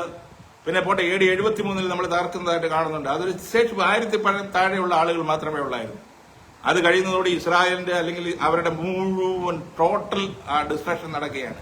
അതിനുശേഷം 132 വീണ്ടും അവര് ആ കാലഘട്ടത്തിലാണ് സൈമൺ ബാർക്കോബയുടെ നേതൃത്വത്തിൽ വീണ്ടും യെരൂശലേമിലേക്ക് വരുന്നത്. അതൊക്കെ നമ്മുടെ വിഷയം അതല്ല, ചരിത്രത്തിൽ കിടക്കുന്നത് കൊണ്ട് നിങ്ങൾ ചരിത്രം പഠിക്കുക. സത്യസന്ധമായി കാര്യങ്ങളെ മനസ്സിലാക്കാനുള്ള ഒരു ആർജവം പ്രിയപ്പെട്ട സഹോദരങ്ങളെ ഉണ്ടാകട്ടെ. ഈ പുതിയ നിയമം പോലും കൊടുത്തത് യഹൂദ സമൂഹത്തോടും ഇസ്രായേൽ ഗ്രഹത്തോടുമാണ്. ഇസ്രായേൽ ഗ്രഹമെന്ന് പറയുന്നത് വടക്കേ രാജ്യമായ അല്ലെങ്കിൽ യോസഫിൻ ഗ്രഹമായ എന്ന് പറയുന്ന ആ സമൂഹത്തിനാണ് നമുക്ക് ഇതിൽ പ്രവേശനം തന്നത്. ഉലക സ്ഥാപനത്തിന് മുമ്പേ ദൈവം നമ്മളെ തെരഞ്ഞെടുത്തു. പക്ഷെ ആ തെരഞ്ഞെടുപ്പ് നമ്മൾ തിരിച്ചറിയുന്നത് ഈ 7-ാം കാഹളനാദത്തിന്റെ കാലഘട്ടത്തിലാണ്. അതാണ് ആ മർമ്മം. പൗലോസ്ലീഗയ്ക്കാണ് അത് വെളിപ്പെട്ടത്. തന്റെ പ്രവാചകന്മാർക്ക്, പൗലോസ്ലീഗയ്ക്കും അതുപോലെ തന്റെ പ്രവാചകന്മാർക്കും ഈ 7-ാം കാഹളനാദത്തിന്റെ കാലത്ത് അത് വെളിപ്പെട്ടു. നമ്മളിന്ന് ക്രിസ്തുവിൽ ഏക ശരീരസ്ഥരാണ്. അതിൽ യഹൂദനെന്നോ യവനനെന്നോ ബർബരനെന്നോ ശകനെന്നോ ദാസനെന്നോ ഒന്നും ഒരു വ്യത്യാസമില്ല. എല്ലാവരും ക്രിസ്തുവിൽ ഏക ശരീരസ്ഥരാണ്. അതിനകത്ത് ജാതിയോ വർണ്ണമോ വർഗമോ ഒന്നുമില്ല. എല്ലാവരും യേശു ക്രിസ്തുവിന്റെ രാജ്യത്തിൽ. ഈ രാജ്യം തിരിച്ചറിയുക, ഇത് ഭൗമിക രാജ്യമല്ല, ഇതൊരു അഭൗമിക, അതായത് മനസ്സിലാക്കേണ്ടത് ഈ ഇൻവിസിബിൾ റലമാണ്. ഇൻവിസിബിൾ റലത്തിൽ ആ ദൈവരാജ്യം നമ്മുടെ ഹൃദയം, അതാണ് നാം തന്നെ ദൈവരാജ്യമാണ്. കഥ പറഞ്ഞത് ദൈവരാജ്യം നിങ്ങളുടെ ഉള്ളിലാണെന്നാണ്. എൻഡോസ് എന്ന് പറയുന്ന ഗ്രീക്ക് വേർഡാണ് അവിടെ ഉപയോഗിച്ചിരിക്കുന്നത്. അവിടെ എൻഡോസ് എന്ന് പറഞ്ഞാൽ കിണ്ടിക്കിണ്ണങ്ങളുടെ അകം എന്ന് പറയുന്ന വാക്കാണ്, അകം. അപ്പം കർത്താവ് ചോദിക്കുന്ന, പരീക്ഷന്മാർ കർത്താവോട് ചോദിക്കുന്ന ഒരു വാക്യമുണ്ട്. എന്താണ്? ലൂക്കോസ് 17:20 മുതൽ, കർത്താവേ ദൈവരാജ്യം എപ്പോൾ വരും? പരീക്ഷന്മാരാ ചോദിക്കുന്നത്.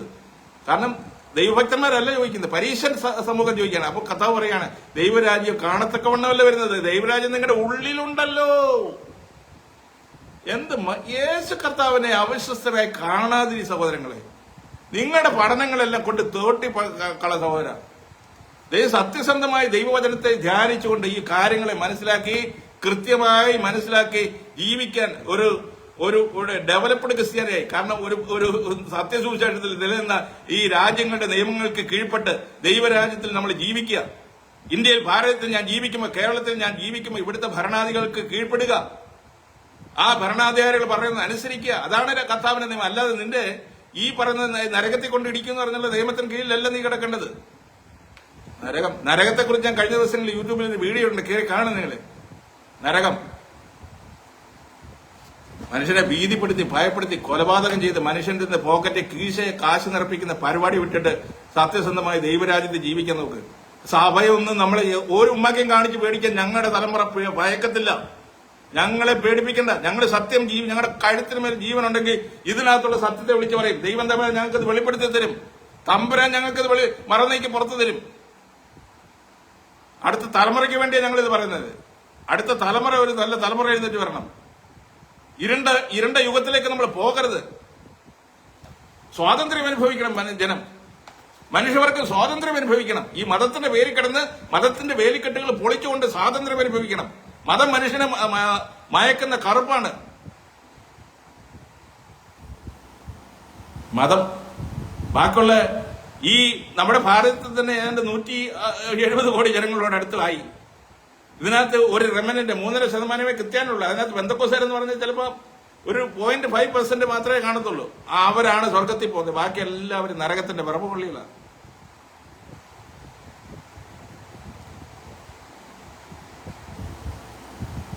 മനോവസ്ത്രം കേടുവായി മനുഷ്യന്റെ ഹൃദയം ഇടിഞ്ഞു പോകുന്നെന്ന് അതേ ബൈബിളിൽ. ആ മനോവസ്ത്രം ഹേതുവായിട്ടാണ് ഞാൻ പറയുന്നത്. ഒരു നല്ല വാക്കോ നിങ്ങളുടെ ഹൃദയങ്ങളെ തണുപ്പിക്കുന്നു.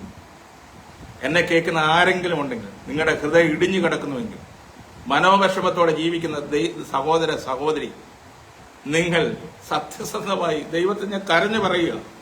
എനിക്കിതിൽ കൂടുതൽ നിങ്ങളോട് പറയാനില്ല. ഈ മതപ്പൊട്ടന്മാരെ പഠിപ്പിക്കുന്ന മതപഠനശാലയിൽ നിന്ന് നമ്മളെ പഠിപ്പിച്ചു വിടുന്നത് മുഴുവൻ കള്ളത്തരമാണ്.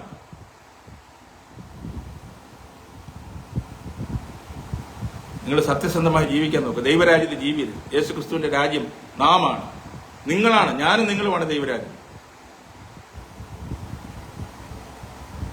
ദൈവം നിങ്ങളെ അനുഗ്രഹിക്കട്ടെ സഹോദരൻ. God bless you.